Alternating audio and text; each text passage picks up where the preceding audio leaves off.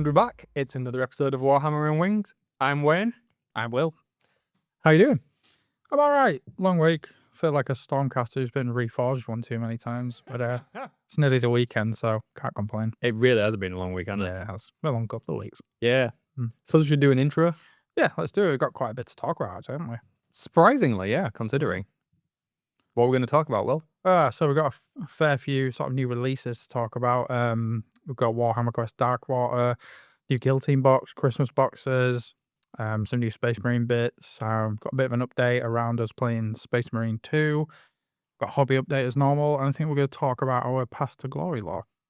Good point, the Path to Glory stuff. Yeah, we can do that. If you've not already and you want to talk to us, hit us up on Discord. We do have a Discord. Links down in the description, or follow us on Instagram, send us an email. We're Warhammer at Wings everywhere. We're warhammerandwings@gmail.com. Yep. Thank you if you have reached out to us or sent us any comments, interact with the Discord, any of that good stuff. We do appreciate it. We are growing. And if you could, anywhere where you listen to this, if you can leave a comment, like, anything like that to kind of get pushed out to the algorithm. And subscribe. But reviews are the things that apparently drive the algorithm there. So if you want us to carry on kind of doing this, we hope you kind of do. Yeah. Some of you seem to like it, which isn't very odd, but whatevs. If you could do that, that would help us reach a wider audience, I suppose, and carry on doing it. Yeah. Right, shall we get into it? Space Marine 2 then. Yeah, Space Marine 2. We've kind of had a little dive back into that, haven't we? We have indeed. It's been fun. Yeah, I'm enjoying.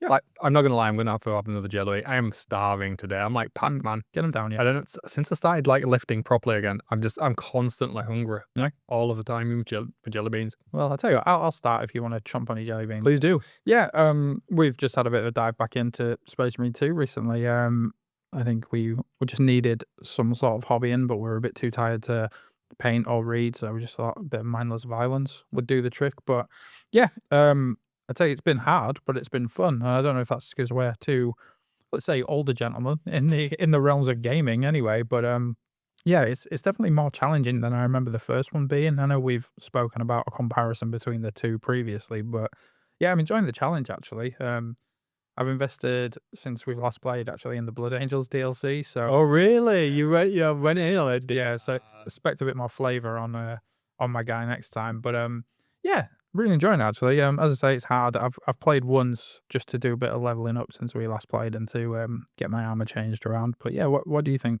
Oh, I'm distraught that you're leveling up without me. I feel like. I mean, I did one level, I think. Are you playing through the campaign?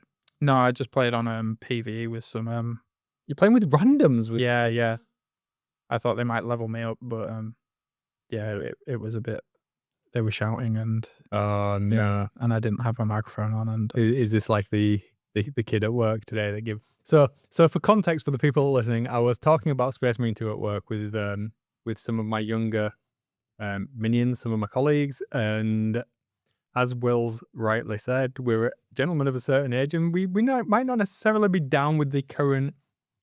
Is it Gen Alpha parlance? I have no idea. I was telling them that I'd only just discovered that if you pop off one of the like Tyranid warriors, it like just explodes the minions, the Homagons or whatever. Yeah. And one said to me, "I thought you had Mad Warhammer Skibbity Riz Fna." God. And then this was previous to Hold on while I throw up. which apparently translates to I should have known this if I'm into Warhammer, and this guy isn't into Warhammer. But the same lad also then said, "I'm so Sigma at gaming, like I'll mog anyone, no cap, any game. It's over for you, cooked." It's useful to know, and it has been qualified now that if we do that, that is a valid strat. So Every day is a school day. And yeah, actually in Discord, one of our friends over there, Vakarot, was telling us a few things about the Thousand Suns. yeah. Guys earlier that we didn't know. So that's another good one to know. So yeah, cheers for that. But yeah, I think as I say, it's hard, but it's fun. I found they're a bit stingy with the stims and the ammo, but it is a nice challenge, nonetheless. It really is a challenge. Yeah, I think it's cool now that we've got our characters looking like we want them to look. Roughly. Yeah. I mean, I've still got a bit of work to do, but yours looks really cool. I would happily pay more money to unlock some of the stuff that I need to now unlock. Yeah. Yeah. Well, you might have to. But I can't. I literally can't now. There isn't a way to buy the cosmetics I want to buy. Oh. I've got to unlock them with You've got a whatever the in-game currency thing is. currency. Yeah, so you unlock Got a you. tree and then you've got to go up it, aren't you? So Yeah, because I was gonna because I unlocked the Blood Angel stuff, and then I wanted to get some of the Flesh Tearers yeah, special stuff, and I'm one thing away from getting the full lot, and I don't have the in-game currency for it yet, so that'll come though, won't it? oh yeah, Yeah, I'll probably get that next time we play. But yeah, super fun game. I mean, you've played it the campaign through to the end on your own, haven't you? I haven't, but we started playing the campaign co-op, and then we jumped over to PvE, didn't we? Yeah, we were playing with bots. But yeah, we've been talking to some of the guys over on Discord, and we're gonna hopefully try to get a few games, going with the guys on there. So that should be fun too. it's a pity they can only play 3-player of PvE, but Yeah, but we can rotate in and out, can't we? yeah, Might be a time where you might not be free or I might not be free. absolutely, yeah. Yeah, we can get there. But What's your favorite weapon in it so far? honestly, chainsword. Yeah, Really? chainsword or the I had a quick bash with the power axe. That was quite fun. It was There's a power axe. yeah. I did not know. Yeah, the assault marines can use it. I was using that, and what I liked about that was you seem to be able to sort of chain a combo together quite well, but it doesn't feel as sort of physically damaging as the here in the chainsword. So Did you know that with the power sword and the thunder hammer, yeah, there's a mechanic where if you hit the other button on the right side, you get the force field around it. oh no, I didn't. Right? I didn't know about this either. Yeah, we need to play. And don't we? Yeah, right. Yeah. But yeah, I think I'm gonna be sticking with chain axe and or slash or power axe. Yeah, power axe is cool. I like the animation sort of swinging around with it, going around in a circle is pretty cool. It's quite satisfying, but it's not as satisfying as the sort of thud of the chainsword and feeling the vibration. That's just it is what 40k is about to me. So Yeah. I quite like that. So yeah, I'll jump between the two. I think. I thought I was going to go with the bulwark Yeah, class, and I probably will longer term, yeah, but I'm quite liking the heavy at the moment. Yeah. But the reason I've gone with the heavy is we were talking about the upgrades a minute ago. Yeah. I've got I was quite sad, and I've drawn out a little diagram of what classes I need to, what level to unlock the stuff that I want. So hopefully I can get them looking how I want. Yeah. As fast as I can. Yeah, And I then think. Yeah, I mean, I've unlocked different jump pack, just a few different bits, and it's looking a bit more unique. Let's say. Yeah, I'm yeah. quite happy with that. What helmet have you gone for? Well, the one I want next is the one that I can't afford with the in-game currency yet. But Is that the eye? yeah, the one with the bionic eye. So Yeah. you call it. Yeah, and it's got it's a bit of battle damage and stuff, and I think that'd look really cool as an assault marine. I think there's no surprises in what we can get with the hood as well. I saw that. Yeah, I'm which there is- for that. Yeah, but yeah, I think we need to it's hard finding the time though, isn't it? I mean, we Yeah. work all day, we do this once a week and, we play and then sometimes it's just hard to find a couple of hours, isn't it? Oh, yeah. But it's, it's fun when we do it, get on the mic after a long day of work, just chat and shout random Space Marine quotes at each other. Brother! Yeah, things like that. And usually have my fiance at the other side of the room laughing at us, but It's got to be done. I think she enjoys it actually. I had my wife mocking me for. She walked in on me painting the Space Marine in the game, and she's like, "Are you playing a video game of Warhammer where you're literally painting a Space Marine?" And couldn't understand why I was just like, "But that's what you do when you're what? Oh, quit head!" Yeah, it's not enough that we do it physically; we have to do it virtually as well. But I just can't bring myself to play it as standard. No, I mean, I did, didn't I? Started off with the basic Ultramarine, but that got really boring really quick, so I bought the DLC. I mean, as soon as you look at it, it's like, "Oh, Ultramarine, no." Yeah, actually, if you look on our Instagram, there is a screenshot that we took of it, isn't there? With quite a funny caption. Yeah, there is. So take a look at that if you've not seen it. But yeah, I'm super excited to play again. We just need to. It's one of them things where it's just like, what are you doing tonight? Not a lot. Do you fancy jumping on? Then we'll jump on for a bit, won't we? That's kind of how it works. Have you watched Secret Level yet then? Nope. So we need to get through the game. Yeah. So you can watch Secret Level. Yeah. So then we definitely need to talk about that. Yeah, well, I'll tell you, next time we go on, why don't we bash through some of the campaign? Because when you go through the campaign, it unlocks further stuff in the PvE, doesn't it? I think it unlocks some of the maps. Yeah, so maybe we should do that. But I played through my original run through on the PC, so it looked nice. Yeah. So on Xbox now, I've got to Got to do it It's again. like a step back. Extra Chivos. What? Chivos. I don't know what that is. Chivos, achievements. Xbox achievements. Oh, achievements. I'm Sorry. with you. Right. Yeah, I used to be obsessed with Chivos. Sorry, achievements. Nerd alert. I know. Some cats out of the bag. But it's just fun. And it's just mindless. It's right.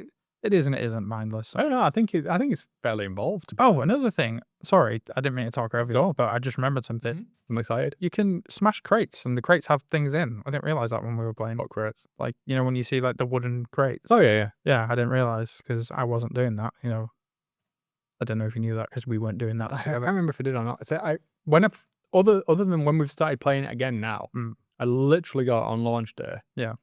I finished it on the PC on launch day, and then I turned it on again when I rebought it on Xbox. Yeah. The other day. So it's just like, It's fresh. yeah, Yeah. it went from version one whatever to Whatever. the first year patch what we are now. But yeah, we've got a lot to play, and you probably gathered from how we're talking that you know we're not hardcore gamers. So Not anymore, we're not. I never was. I mean, but, yeah. but yeah, it's fun. That's the main thing. If you want to play with us, play Warhammer. Yeah. Space Marine 2. Yeah. Vermintide. Yeah, do you need to I need to do Vermintide 2, innit? Yeah. I'm a big fan of that. I don't know which Vermintide that's called. But we're still talking about video games. Inquisitor. Oh, is it good? Mm-hmm. That's the RPG style one, isn't it? It's kind of like Diablo, but with Yeah. Space Marines. Yeah. Okay. Well, Inquisitors. Yeah. There's a Space Marine in it, but it's really good. I got the Ultimate Edition of it for like £8 on Xbox Marketplace thing Oh, nice. on sale. I strongly recommend it. Okay, I'll take a look. The new Kill Team box.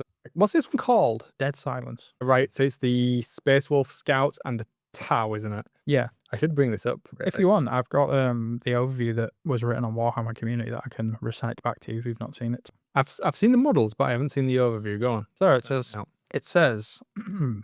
picture the scene. Mhm. You've infiltrated a slumbering Necron tomb world, avoided setting off the alarms, and just need to grab some vital intel before sneaking back out again, only to run straight into a pack of space wolves spoiling for a fight. You can take them on, but too much noise will wake a legion of vengeful automata, and then it's curtains for both of you. What do you do? That's what it says.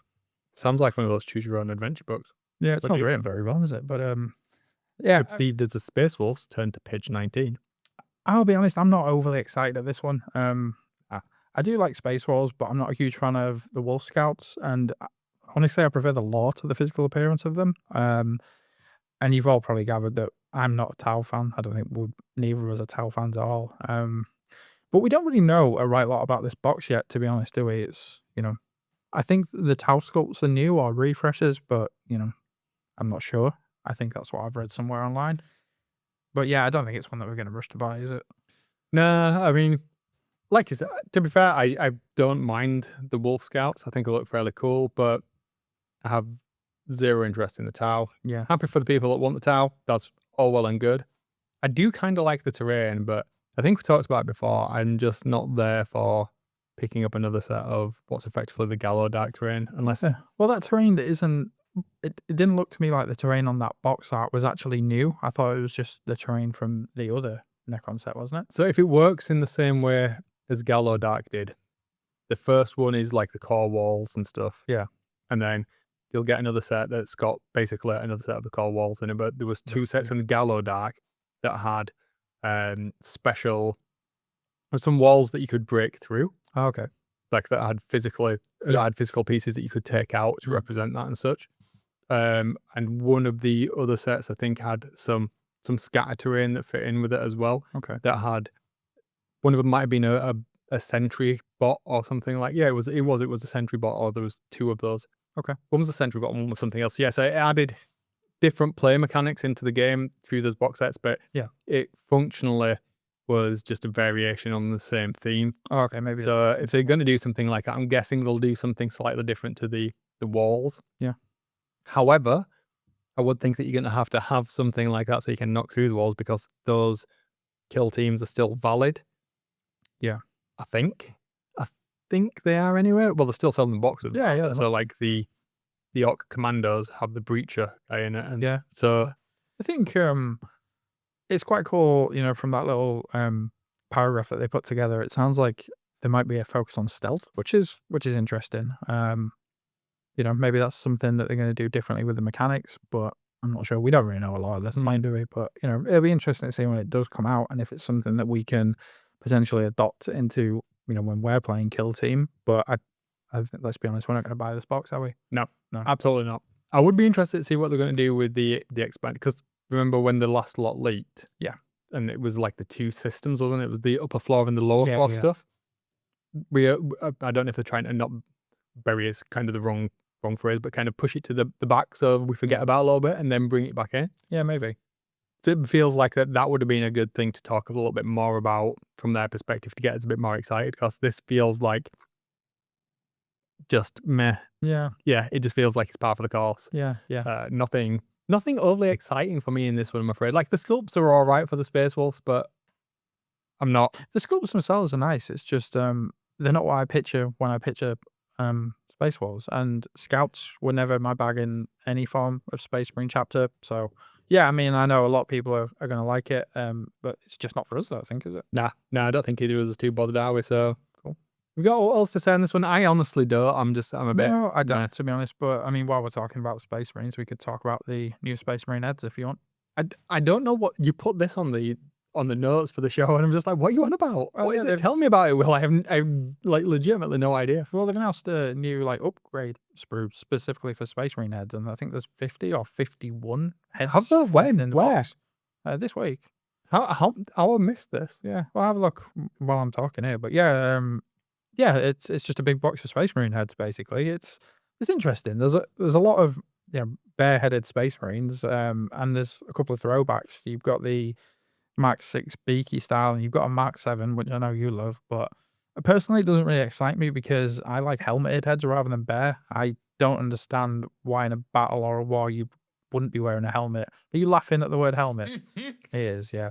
Yeah, I don't know why you wouldn't wear a helmet in war, and I mean, they're much easier to paint the helmet than a bare head, but I get that it's people wanting to add some character to their armies. I'm strangely, one of them looks like my dearly departed granddad, which was quite interesting. But yeah, it's big Are you boxes. sure you've not imagined this? I can't find it on Warcom. Yeah, it is. I was talking on the Discord about it the other day. Is it like a mass hallucination where like everybody other than me seems to know about it? If I have imagined this, somebody please tell me, because I can't have, because I was looking at pictures of it earlier. So On Warcom? I can't remember where I've seen it. It's been announced. There's pictures somewhere. It might not be on Warcom, but it was definitely on Games Workshop. Posted it on the socials. Did you post it on the Discord? I don't know. So if it wasn't me, somebody else did. Yeah. Did they? Yeah. Well, alrighty then. But you'll have to take my word for it, because I definitely haven't. It must exist. Yeah. Okay. Well, let's move on from that one then. Christmas boxes. What do you think? They seem alright. Yeah. I know. I've done an actual mathematic comparison here as well. Nerd. Yeah. You're gonna start talking about like how viable they're gonna be in the game? No. I'm talking about financial savings. Oh, right. Okay. I was gonna say, because if you start talking about viability and running stuff, and when they die across the desk and like slap you until you start like, I want my will back. No, I think what I've noted. Sorry, excuse me.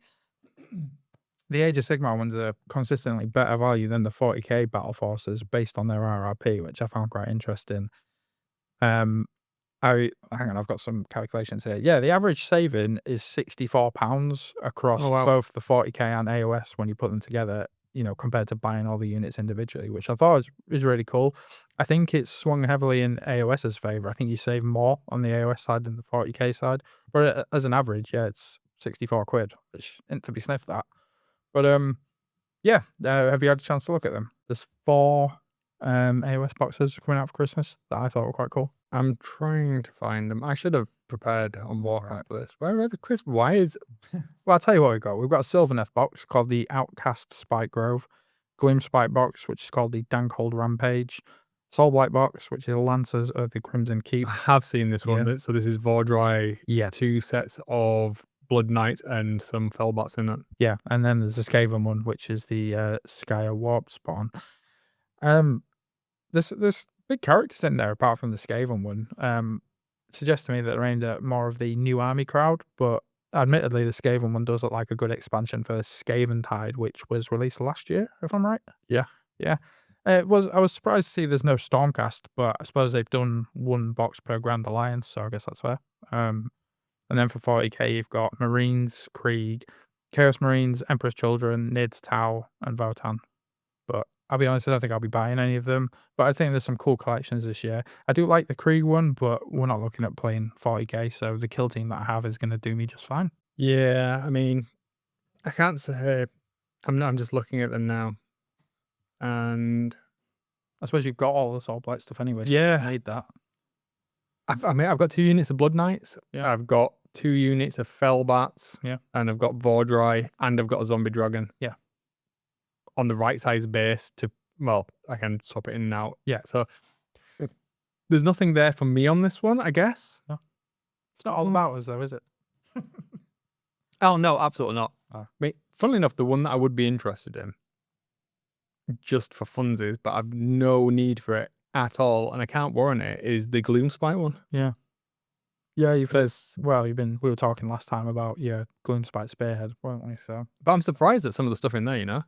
in Those this box. Yeah, in the Gloomspite ones, yeah. Yeah. So the Troggoths are really old anyway. Yeah, they are. So I'm wondering if these are gonna go like the way of the Dodo or the way of the get legends and they introduce some new ones. Yeah.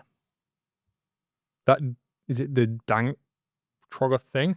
Yeah. Fine. That is a very cool model. I do like that. Yeah, it's cool. But those ones at the front, those toady trolley things. Yeah. Those are super, super, super old. Yeah, I thought they'd been legends. They're really old, aren't Yeah, like massively old. they? Maybe they're just trying to get rid of them. Well, that's what I'm wondering. Yeah. And I really don't like Trug. This is one that we'll have to talk about later on. I was hoping perhaps that. Nah, never mind. I was going to say that we'd get something more in keeping with the current style of stuff like we were talking about last time. But then, like, Trug's a fairly new model, isn't it? It's only came out in Dawnbringer stuff, so I don't think the aesthetic's going to change. The Spywood stuff, actually, maybe. Yeah. Maybe. I mean, I don't know. In my head, I quite like Sylvaner. Yeah. Of elves. Yes. Yeah. They're the one type of elves I would go for. But I've got the Spearhead. Yeah. I suppose that's... Yeah, if you're not planning on a full army, then there's no real definitely need for not. this, is there? No. Yeah, I think somebody in the Discord was saying, his opinion of it was that it probably wouldn't be that much of a viable army with what's in there.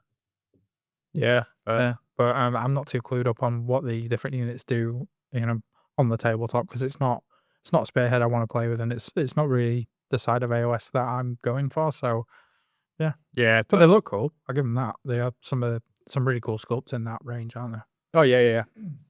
The upside is I don't have to buy one of them this year. Yeah, that's true. So No FOMO for me. Yeah, and that's a nice feeling actually. When I looked at them and I thought, oh good, I don't have to shell out around Christmas when everything is expensive anyway. It means I don't have to set aside extra money for that. So I'll take that as a win. Yeah. In a strange way. But I'm surprised they didn't do a Hellsmiths one. Well, Hellsmiths have got their own box anyway. Oh yeah, they've got the army box, of course. They've Yeah, got the army box. But and apart from that, unless you've got anything else to say about the Christmas boxes. Are we disappointed with them? I think I might be a bit disappointed with them, but I'm indifferent. I don't think. Yeah. Sorry, I'm not overly enthusiastic, but I'm not disappointed. I mean, I don't need a Nighthaunt one. I've got I've got plenty of Nighthaunt. They weren't ever going to do a Fire Slayers one. Maybe when they refresh the range, if that comes to fruition, if one comes out next year potentially. But I mean, I'm pretty happy with where I'm at hobby-wise at the moment with the things I have in my backlog and what I have in my collection, which we'll touch on in the hobby update part. But yeah, it's no skin off my nose, so as we say up here. That's fair. Yeah. But what I am excited for though is the new Warhammer Quest box. So you're excited for the new Warhammer Quest then? Yeah. You are. Yeah. Darkwater kind of came a little bit out of the blue for me. We don't know a lot about it at this stage. Well, I don't anyway. So, a lot of my thoughts on this are going to be speculation and what's on the box art. But yeah, I'm really excited for it. What are you thinking? Yeah, I was surprised that this came out of nowhere. Yeah. Like, absolutely. I mean, there was rumors, Mm.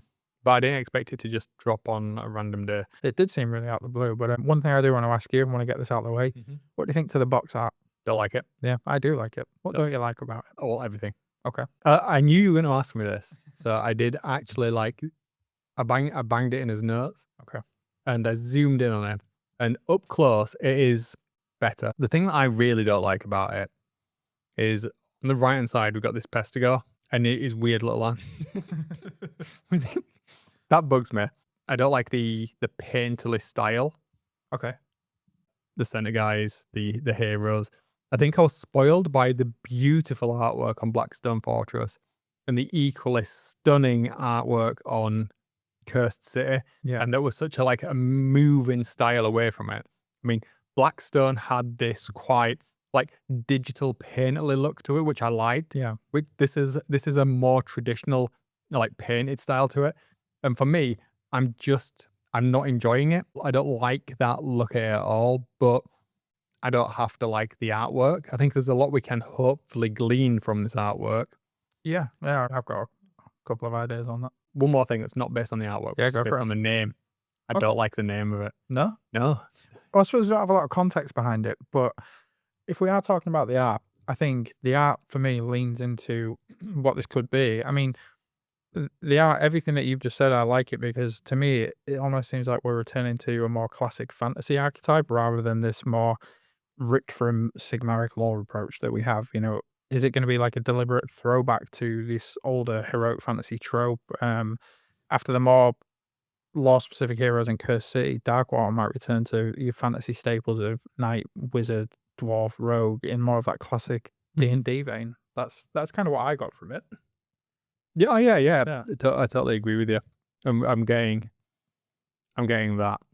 Yeah. Which is not necessarily what I want, but it's not. It doesn't have to be what I want. Yeah. I- Well, you do like Nurgle. I do like Nurgle, and that we'll get to that, I suppose, in a moment. But there's from the characters on the front, the 4 characters. Yeah. This reminds me more of Hero Quest Okay. Yeah. than Warhammer Quest. But the things that I don't like, and I'm almost none of these hero characters that I'm guessing we're gonna have to play as. Yeah. Unless I can play as the bad guys. None of these characters do anything for me. Okay. I like, especially the one that I would naturally gravitate towards would be the knight. Yeah. And I hate viscerally how he looks. So if he looks like the model is going to be, it's a hard no from me. But to me, I kind of it's almost like a throwback to that old Bretonian style, but Yeah. with a big sort of Sigmar logo there. So I quite like that for nostalgia. But I like what I took from it. That dwarf looks interesting because he looks more like a dispossessed dwarf. He's definitely not a fire slayer, and he's not an overlord, is he? No. So is this going to be maybe a little bit more of Dwarden lore that we get here? Maybe a jumping off point for something else? I don't know. I mean, of them, he's the most interesting looking. Yeah, it is. Stranger reminds me of this. This is going to sound absolutely crazy, but I know you like Tolkien. Have you read the Children of Hurin? You know, the petty dwarves? Oh, yeah. Yeah, that's why I immediately. You're not wrong, are you? Yeah. Is it Oh, man, I can't unsee you now. Mim and Kim? Is that what they're called? I think Yes. so. Yeah, Yeah, they are. that's what it reminded me of. So, yeah, I think that's why I gravitated towards it, but I'm excited for it.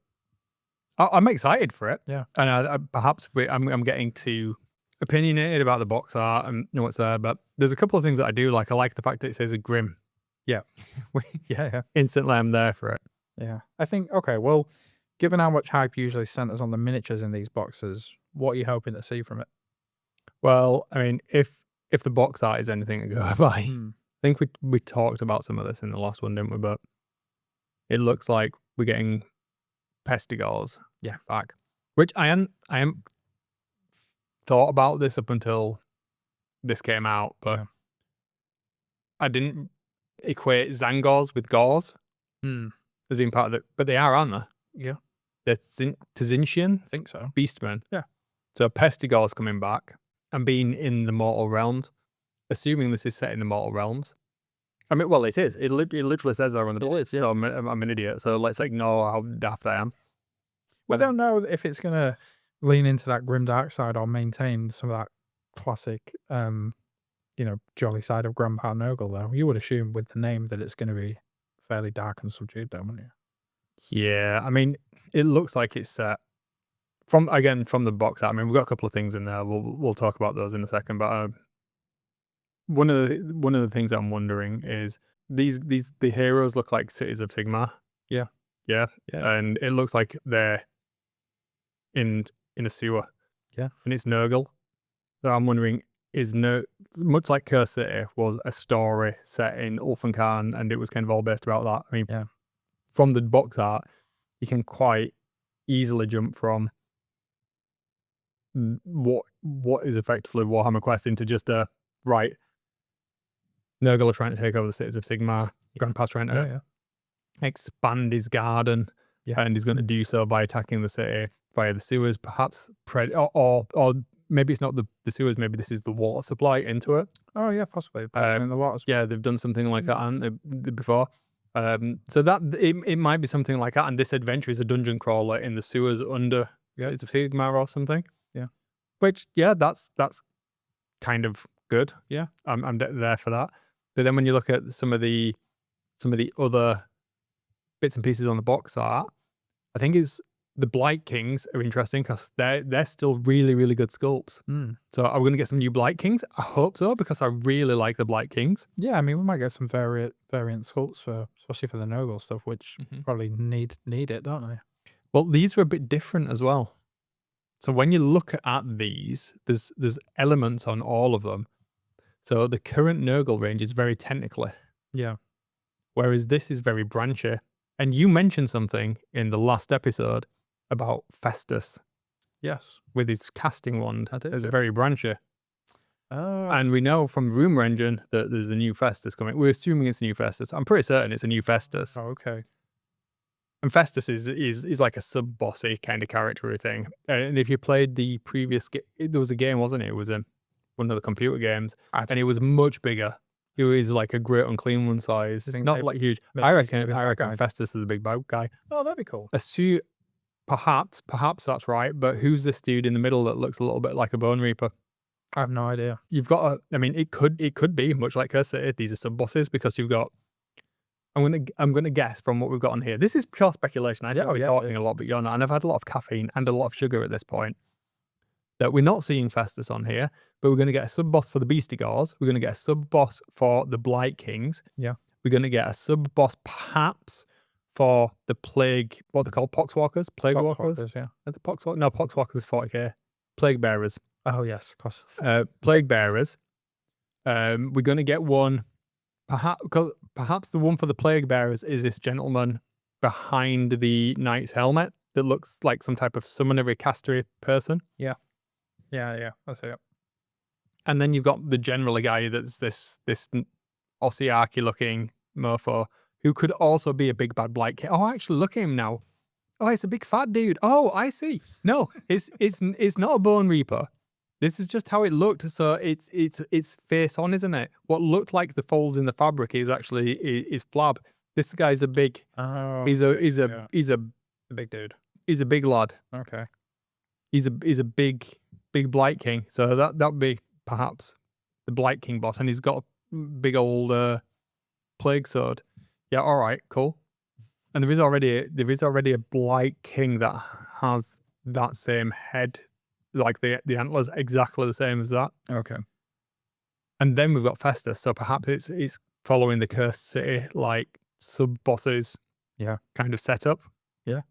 Well, yeah, I suppose if we rein this back in a bit from the box art, I think we can look at this in a couple of different ways. Like, could this be a gateway product for AOS fans who are less into wargaming but more into that narrative skirmish element? You know, especially with Warcry seemingly taking a backseat. Is this why we're moving over this way, or do we think we're going to get crossover or tie-ins to AOS campaigns or narrative arcs that way? What do you reckon?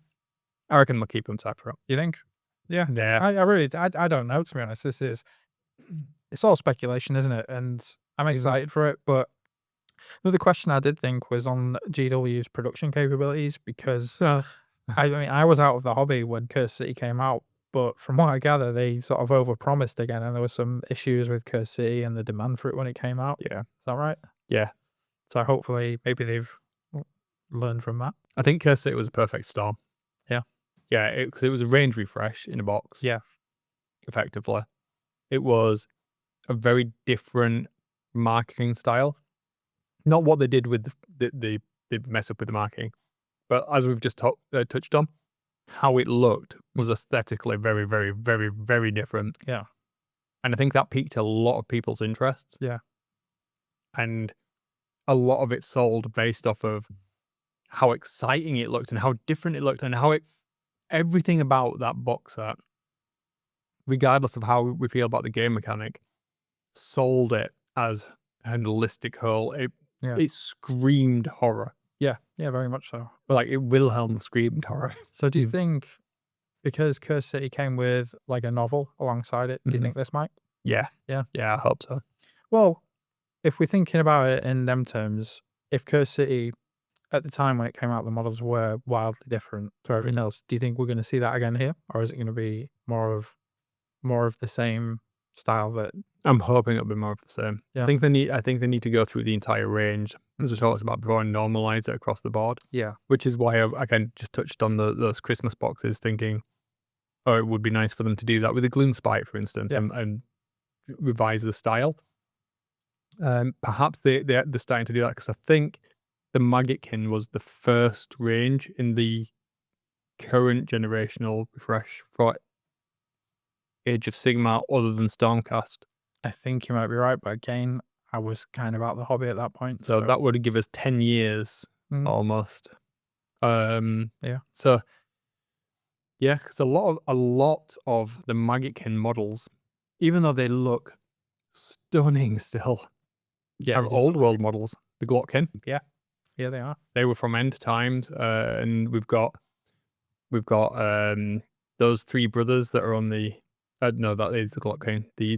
There's three models that make three different unit variants. There's Bloab Rotspawn, and they're on the. I can't remember what the monsters are called. I have them, but I know what you mean. Yeah. All of those could be updated. What I'm worried about, and it would make sense then. I know I'm jumping around a lot here. It would make sense to move from tentacles to the branchy thing. Yeah. Because if you think about all of the lore, what's the one thing that everybody knows about? It's the Garden of Nurgle now, isn't it? Yeah. That's been pushed fairly heavily. So we're talking about unifying it. Yeah, kind of moving it more towards that Nurgle, because it does, I suppose, fit in more, for me at least, with their narrative of what Nurgle is, rather than plague and decay and stuff. It is, but it's also about entropy in the circle of life, is it? And that growth, the physical growth of plants and stuff. The garden analogy, having branches coming out of it rather than having tentacles, which is more like Lovecraftian cosmic horror. Yeah. I suppose this is leaning more into that things decaying. Yeah. So I remember we had a really cool chat about that on the drive back from Warhammer World a few months ago. Yeah, we did. Yeah, I really enjoyed that chat actually. But yeah, again, we are kind of running away with ourselves here because we don't know anything about this box, but it's something hopefully we'll maybe get fed some little bits of information here and there, and we can come back to this chat when we know a little bit more. I'm assuming we'll probably learn more, or we might get a sneak peek at some of the things that are inside before it's released.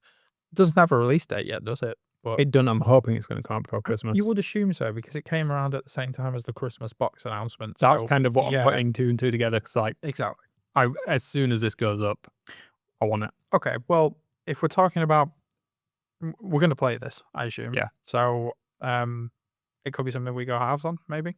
No, you want it either for yourself? Yeah. Right, cool. Well, looks like they sold 2 boxes then. So I need it in my collection. Fair enough. Although we could. Let's see what goes. Let's see what the price is. Yeah, let's see how that. How much is Curse City nowadays? 105 quid.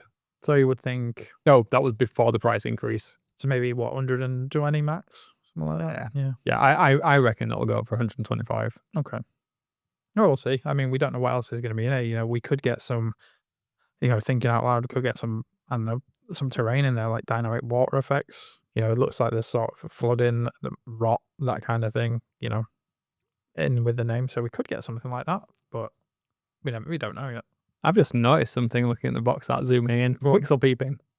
So this Pestigor with the little hand. Yeah. Mashed potato hand on the right hand side. That plague bearer behind him's got something on its back.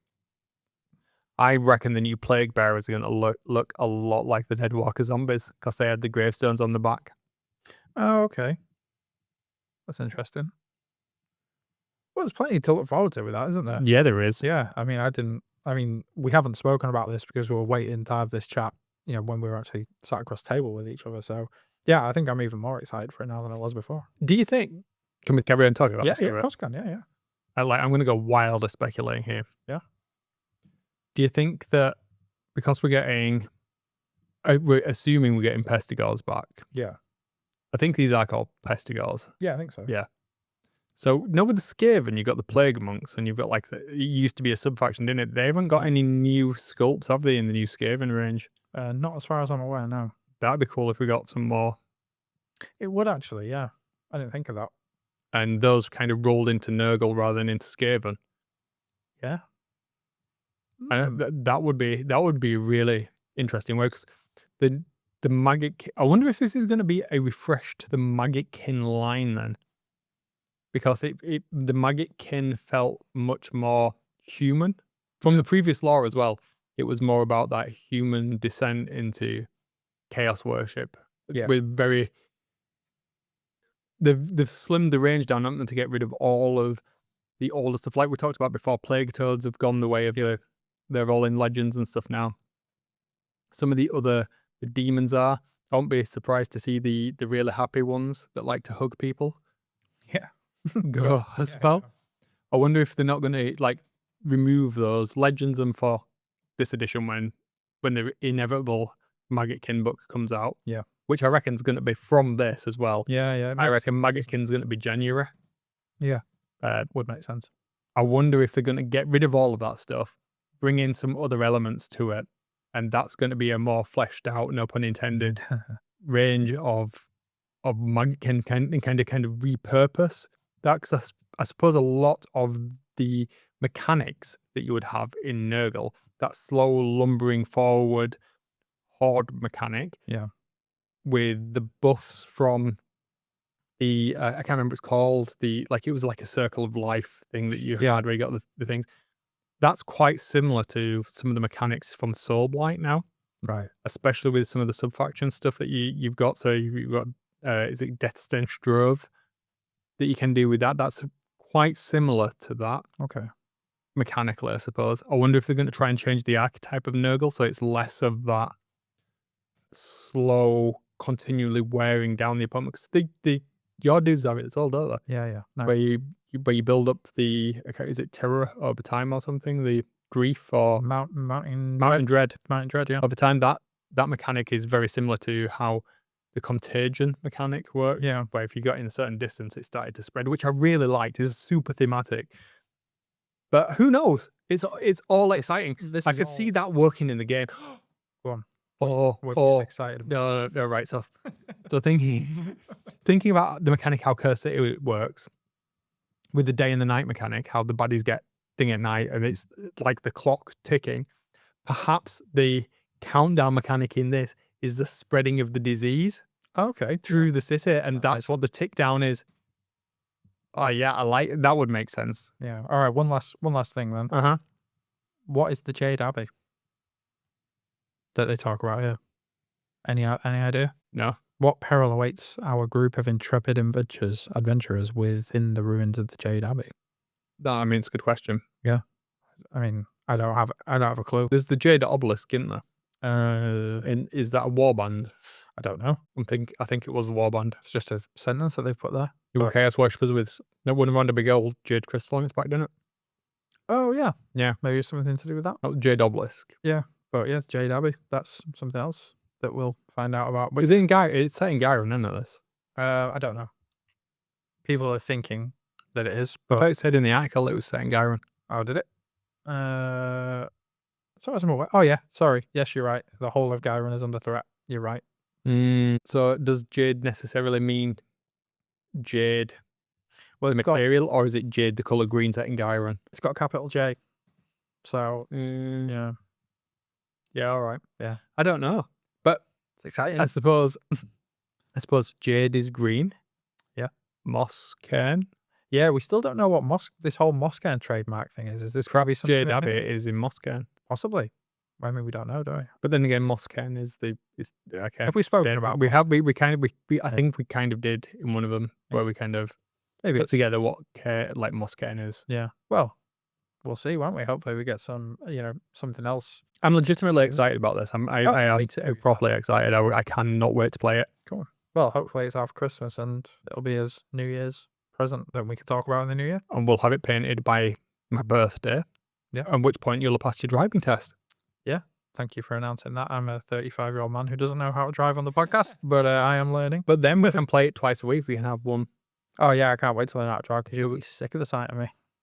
Then we've got way more time to do it. Yeah, we have. I'm excited. More war. 2020. More wings. Could we, maybe we have, what's this called? Darkwater. Korean Darkwater. Korean Darkwater. What a little spin-off. Yeah, we could do. It's just following the antics of what's going on there. Think of something that begins with D. Don't. That's not this type of podcast.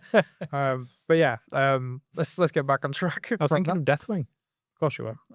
But yeah, Warhammer Quest Darkwater. I'm really excited. I hope that they give us a few little teasers towards release time. Maybe show us a few sneak peeks or give us a bit more lore and background about it. But I think either way, we're pretty sold on this one, aren't we? Yeah, absolutely. I think not the name. I mean, this kind of thing is exactly what we want from Warhammer a lot of the time, isn't it? Yeah, it is. Yeah, it's right up our street. So yeah, let us know what you think. We definitely need to finish Curse City as well. Yeah, we definitely do. But yeah, guys, let us know what you think. Are you excited for this? Is it something that you think you'll buy? Let us know. Does it make you think of Pirates of Darkwater as well if you're of a certain age? Definitely does for me. I mean, that's went straight over my head. There's a cartoon called Pirates of Darkwater. That was literally the first thing that I thought when I saw it. I was like, nope. When are we talking? I'm not going to announce my pretty old. Pretty old. Maybe early 90s, late 80s, early 90s. I was about.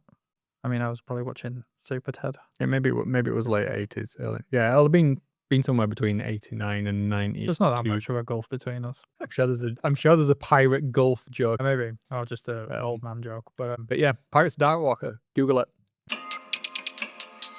Succulent vitality! That was not as hot as usual. No, it wasn't. It was nice though, wasn't it? It was pretty tasty. Yeah, we've just had Melinda's habanero honey mustard sauce. Not Melinda Messenger's. Not Melinda Messenger. We did just have a conversation. If anybody remembers who that is, we just spent about an hour and a half talking about completely off-topic things from there for some reason. But yeah, Melinda's habanero honey mustard, not Melinda Messenger's. But Google does confirm that Melinda Messenger was an actual person that just seems to have completely passed me by, along with Fort Boyard. Boyard, the TV show, yeah. But not Fort Boyard, the place, which is what. But anyway, it's where it was set. Anyway, hot sauce. Yeah, I really like this one. Unlike last week's, this one's definitely not an instant death sauce, is it? It's more of a tactical strike than a bombardment. You could say it's the Codex Astartes of hot sauces. Everything in right measure. We could do. I think it was. It's a little bit ultramarine. It's a safe option. It does the job. It's tasty. Yeah, it's not as good as the honey badger if we're talking about honey mustard sauces. It's the Imperial Fist of hot sauce. I think it's like its successor chapter. Yeah. No, there's no honey badger, but it was a good stand-in while I couldn't get in the honey badger. Yeah. All right, I'm there. Yeah, I'm there. Did you manage to get some honey badger? I've completely forgot. I haven't looked yet. I think you could have got some. I completely forgot as well. I was literally. Well, I did have some at home. All gone. Yeah, I devoured it. Yeah, I do need to get some more. I did. To be fair, I did look for some hot sauce on the way here. Yeah, but yeah, Melinda could have messaged. Have you done any new hot sauces recently? I haven't since that one. No, but I do have something for next time. Oh, are you keeping that a secret? Yes, okay. I do. I meant to bring it tonight, but I was late home last night. So for next week, we do have something new. It's not necessarily a hot sauce, but we can have it on the wings. Okay. Interesting. All right. Oh yeah, I look forward to that. But yeah, I think the only ones I've seen are from Torchbearer, who do the honey badger one. They've released some Halloween ones, so I want to have a look at. Oh really? Yeah, I think they might have just repackaged some of the ones they already do, but they've got some like zombie ones, and okay, so I might have a look at them. Do we want to try some more of the psycho juices? So we tried 4 of them now, haven't we? We have tried 4 of them. Yeah. Part of me says yes, part of me says no. I liked I liked one of the 4, basically. The only one I thought tasted nice was the Carolina Reaper one that we did you in.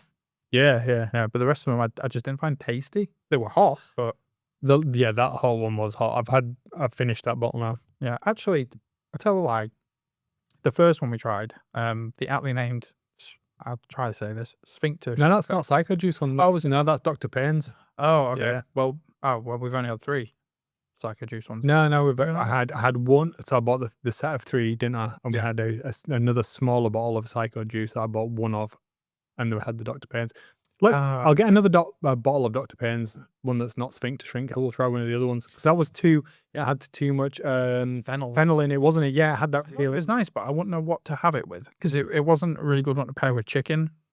But I don't know what I would have it with. But it was tasty. But I mean, I had a visceral reaction to it. I think I had to sit down on the kitchen floor.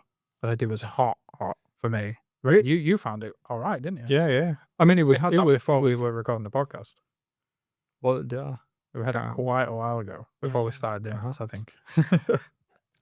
I wonder if it'd work on a mint, Oh, like a mint.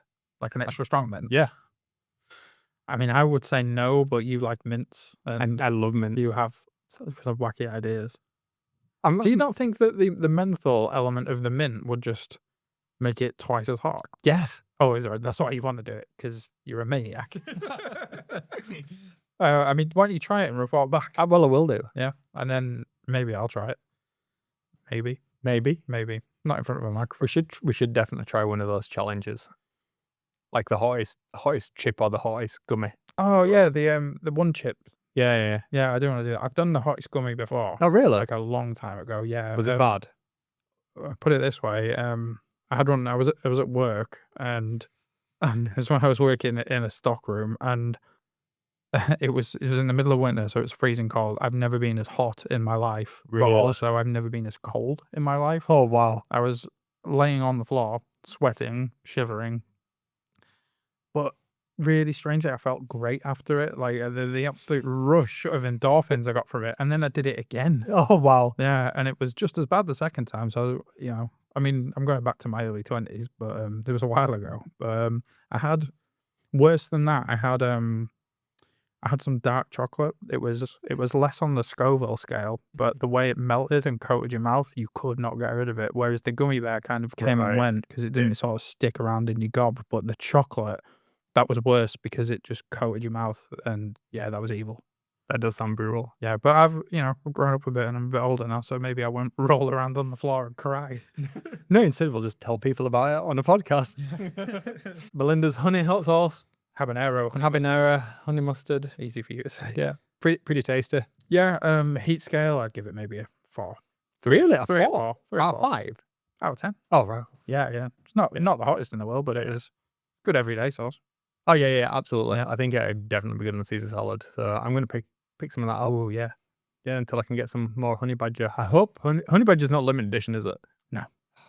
Thank I God. mean, I got that one on Amazon. I don't know why I'm looking over there because I'm looking at the fridge for you guys. Yeah, £9, I think it was. And I it's think a big I bottle. paid 12 on Amazon. I'm talking about this Melinda's one. Oh, really? Yeah, £9 on I Amazon. thought you got that from like TK Maxx or something. No, I got 3 other ones from TK Maxx by Melinda's, which is why I wanted to try that one. Got it, yeah. Yeah. Ah, nice. Yeah, honey badger. If you can't get honey badger, Melinda. Tasty. So I've made a start on my Blood Angels kill team. They are Yeah. officially red at the moment, but that's about it. Done a bit of work on my Caradron Overlord Spearhead finally. Excited to play with them, but I'm going for a sort of grubby looking black and yellow for them rather than, what you usually see. Think Little Iron Warriors from a bygone age, that kind of vibe. Okay. Some sort of grease marks, maybe a bit of rust, quite grubby looking because they're quite industrial, aren't they? So I think you'll know what they are, but they won't look as clean and friendly as they normally do. Okay. So, Yeah. yeah, that's what I was thinking. But yeah, I'm looking forward to playing with that Spearhead as well. So that's kind of given me the impetus to get them painted. Apart from that, I've decided to strip and repaint my Knight of Shrouds. Oh, yeah, you were saying you wouldn't do Yeah. this. Well, my Knight of Shrouds, he's not just for Spearhead. He's going to be the forefront of my Path to Glory force, which we are going to talk about later on. I think the paint job is fine. but I do want to put a bit more effort into him and make him stand out in line with the lore I've created for him. So yeah, I'm gonna get some Dettol, get him stripped, and yeah, just I want to spend a bit more time on him and just try and make him stand out a little bit more than the rest of my night hunt really. But apart from that, not a great deal. It's been a busy couple of weeks of work in real life, but got a pretty free weekend to crack on, see where I end up. I still need to start reading The Devastation of Baal, but I have started reading Lord of the Rings again for my annual reread. On that note, I did see briefly earlier that Asmodee Games, who do Star Wars Shatterpoint and Legion and Marvel Crisis Protocol, they've just secured the rights to Middle-earth, like the licensing for Middle-earth. Oh, wow, okay. So I don't know how or if it'll impact the Middle-earth strategy battle game, but I thought that was an interesting Do you reckon they're going to do a skirmish version of it then? possibly. I don't know how the licensing works because I think Games Workshop have got the rights to New Line Cinema to get the likenesses from Peter Jackson's films and stuff, but I don't know how that works in line with what Asmodee have to some of the broader Middle-earth stuff. So I don't know if maybe it'll be something to do with Silmarillion or maybe to tie in with Oh, Rings right. of Power, something like that maybe. I'm not sure, but Interesting. yeah, might get another game, but probably not something we'll play. But On the lines of other games as well, it's not necessarily a hobby update. I suppose this should be somewhere else in the podcast, but there's I'm not interested in this, but someone I know that is. There's a StarCraft model game just gone live, hasn't there? I don't know what StarCraft is. You know what StarCraft is? It's an RTS, like it was. I think it was one of the first competitive esports for playing tournament level of it. So NIDS, the Zerg in StarCraft were very close to like they've influenced each other. Really surprised you never heard of StarCraft. You know Warcraft? Yeah. Yeah, well, StarCraft is another Blizzard game. It's Oh. like set in space. So it's like the difference between it's It's like Warcraft the 3. sci-fi version, right? Yeah. Medieval sort of version. No, I've Yes. never heard of that. Wow. Oh, Just pulled it up online, but okay. I played it a little bit when I was in my younger days, but yeah, that's the thing. Oh. Well, when I was at university, but I've never been a massive RTS person, so No, me neither. But yeah. okay. But yeah, interesting stuff in the In the games broader space, yeah. gaming world, I guess. Yeah. But yeah, that's about it for me. What about you? I've been in a bit of a hobby slump. Yeah. Yeah, I've not done loads, which is a bit annoying. But much like you, I've not had a great deal of time. Yeah. And when I have, I've just not been in the mood for paint. I did make a little bit more progress on Archeon. Yeah. I kind of went back on what I'd done, changed it up. I redid all of his wings, so I put some pictures in the Discord and stuff. Yeah. I'm not going to pretend like I've not seen it. And yeah, I don't know. Well, I can tell you exactly what I did. I drank a lot of cider and thought it would be a good idea to, rather than airbrush the wings, to do it with brush. So I've ended up glazing the wings. Yeah. And it's just taken me forever and it's been out of me. But I think the wider army completion of my Slaves to Darkness, it's so close, but it just feels so far away. I can't wait to have them done now. I'm done with I think I'm a bit burnt out with Slaves of Darkness and army painting for a while. Yeah. I really am, and it's just kind of getting over that hill. The final hurdle. Yeah. I want to do the kill team. I'm interested to do that, and I think perhaps I've been kind of hit a little bit with the hobby blues on a couple of fronts of I've painted a lot of stuff. I don't feel like I've gamed enough. Yeah. And there's some stuff that I want to get finished. So I want to get Prince 4 dry finished, but I want to do it well. So I kind of put it on the side while I get the Slaves completely done. And then I just don't know what I want to do next. I've made a video series of all the Slaves to Darkness stuff, and then the YouTube algorithm changed, and those videos have like properly bombed. So that's kind of knocked a bit of my hobby mojo back a bit. It's like, I know it's nothing to do with my painting and stuff. It's just the exposure of those things. Yeah. That's really kind of given me a bit more time to kind of sit back. But I think the hobby's kind of moved a little bit. We've played some video games and stuff, haven't we? Like we talked about earlier.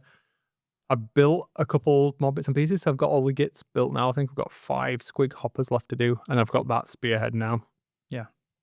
And I'm genuinely looking forward to painting those. I've got the bases sorted, but it's just all to be painted now. Yeah, I think that's a different type of painting to what you have been painting as well. So, Yeah. a bit of a change, might pull you out the slump a little bit, I guess. Yeah, totally. And Sorry. sorry, go on. I was just going to say, I think a lot of people will sympathize with that because it happens to us all, doesn't it? We all get in a slump when it seems like a chore to get to the finish line of an army or to even finish a unit, whatever it can be. When you start looking at the same color palette for weeks, months on end, it stops being fun after a while, doesn't It it? really does. Yeah, but I mean, you'll get that sense of satisfaction when you complete it, and you know that. And it's Yeah. easy for me to say, but this we touched on this a lot. This is what we do outside. This is what we spend our free time on, and sometimes it's hard to get that motivation when you have got so much going on, and when it is something that. Not that you're putting off as such, but you're kind of done with it already. You're kind of mentally checked out at this point. I get it. It's annoying because I'd saved these models right to the end of the project because I was looking forward to them. Yeah. Especially Bellicor. I love that model. Yeah. And I'm really enjoying Archaon, I've got to admit. Yeah. I mean Archaon as a whole, so with his dragon that begins with D that I can never remember the name of. I can't remember. But that bad boy, I mean it's a beautiful model, it's massive, and I planned on doing quite a fast scheme on it, and I don't want to not do it justice, and I'm enjoying it. That's why I've kind of gone backwards and forwards, repainted the wings, repainted all of the armor, changed the scheme that I was going to do, picked out some details that I never knew were there. So like on his shield, for instance, it's got like the sigils of all 4 of the chaos powers. Okay. It's a bit annoying because the heads of the dragons only got 3 of them. But whatever. And yeah, right. And there's a whole wodge of details in there that I'm like, I wasn't going to paint this. So like between the armor plates, there's like little like gaps, not between the plates, but like actually on each of the armored scales. Okay. There's like recesses in them. And I was like, well, what would be really good is to have the pink that I've got everywhere else glowing through on that. Yeah. There's a lot of them on that dragon. Right. So it's a big job. And I airbrushed a lot of it. Like I said, I've gone back and redone the wings. I've redone all of the bone elements on it as well now. So it's gone from being a quick paint job to taking like a long time to do. So it's just taking it out when you're recording it as well, that adds another layer of it. So that's kind of making me not want to paint at the moment because I've got this other added layer to my hobby that I enjoy making Warhammer content as well. Yeah. But now it feels like I've got to do that. Everything that I paint, I've got to record or I've got to make a video of, which I don't. It's a self-imposed thing. So I just need to drag myself out. So I'm hoping that's going to change. But I'm really excited to get this project specifically out of the way, get some spearheads done. And then once that's all done, I reckon once this is out of the way, I reckon I can smash those spearheads out to a level that I'm happy with. So we've got a body of them to play spearhead with. Between us, we'll have maybe 8 or 9. Yeah, I've got 3 spearheads. So how many have you got? Oh, let's say 2. So I've got Slaves to Darkness. I've got 2 Stormcast. Yep. I've got 2 Soulblight Gravelords. Yeah. I've got 2 one Flesh Eater cards. I'm missing a couple models. Yeah. I've got the Gloomspite Gates. Mm-hmm. I've got the Sylvaneth. Yeah. Oh yeah, I forget you got that. And I think that and the Sons of Bahamut. So you've got 9. Yes. And I've got 3. Yes. So combined that makes 12. Right. We've got a wodge of we got a wodge of spearheads. Yeah. Yeah, you sold to Skaven, didn't you? I did sell to Skaven. Yeah. Oh, no, I'm lying. I've got more. Oh. And I've got however many Nurgle ones there are. Is it just a Magickin one? Yeah, so I definitely have the Magickin. I've played with it. So 10. We've got at least 10. If there's only one for the Magickin. So 13 in total. Yeah, we think. Do I need to buy some more? Is that? so we'll have a wodge. You've got the giants as well, right? I said that since Bahamut. Oh, sorry, yes, of course. Bahamut. Bahamut. Bahamut's Satan, isn't it? The big boys. Bahamut. Bahamut. Oh man, the big boys. We know what you mean. Yeah. Okay. Yeah. So yeah, we've got plenty to try, haven't we? But once that's all out of the way, I want to get onto some actual other projects. Yeah. Have you got anything in mind, or is that? Yeah. Well, I'm hoping that's going to take me up to the release of Darkwater Hooks. Yeah. I'm going to revisit then the Nurgle stuff I've got. The Magic I might rebase some of them. Yeah. And no, I'm not going to rebase. No, I'm not going to do that. Okay. I'll add to that, but that's going to be very different because again, I army painted all of the Magic at once. So I want to get the stuff that's in Darkwater, assuming it is. I think it's a pretty safe bet. Yeah. That it's going to be Nurgle stuff. I want to get all that stuff painted to the same level of my current Nurgle Magic, which is much higher level than what I have been doing because I spent like 3 years on that army. So it's like, And you can tell that's going to be a nice project, but I'm not going to burn myself out doing it. If we've got 2 copies of the game, one to play and one, like whichever way we work on it, if you're not as interested in those models, you spend more time on your heroes or whatever, and I'll spend more time on the others, and then we've got a complete set between as well. You know what? I think that might be a good idea actually, because I am interested in the hero side of it, and let's face it, there'll be less of the heroes, and you're a much faster painter than me. But no, I think I like that variety because yes, there's a dwarf, and I have painted some dwarfs where it looks very different. It looks like there's going to be Cities of Sigmar stuff, which is something I want to paint and haven't yet. So yeah, I think that could work actually. Yeah, that's a good shout. I like it. But yeah, anything else hobby wise going on for you? Nothing that I've started on. I did I buy some paint? I did buy some new paint. Oh, I can't remember who's told me about the Villainy Ink stuff. So I've been teetering on the edge of buying Villainy Inks again, but I can't. I think it was Sai up on the Discord.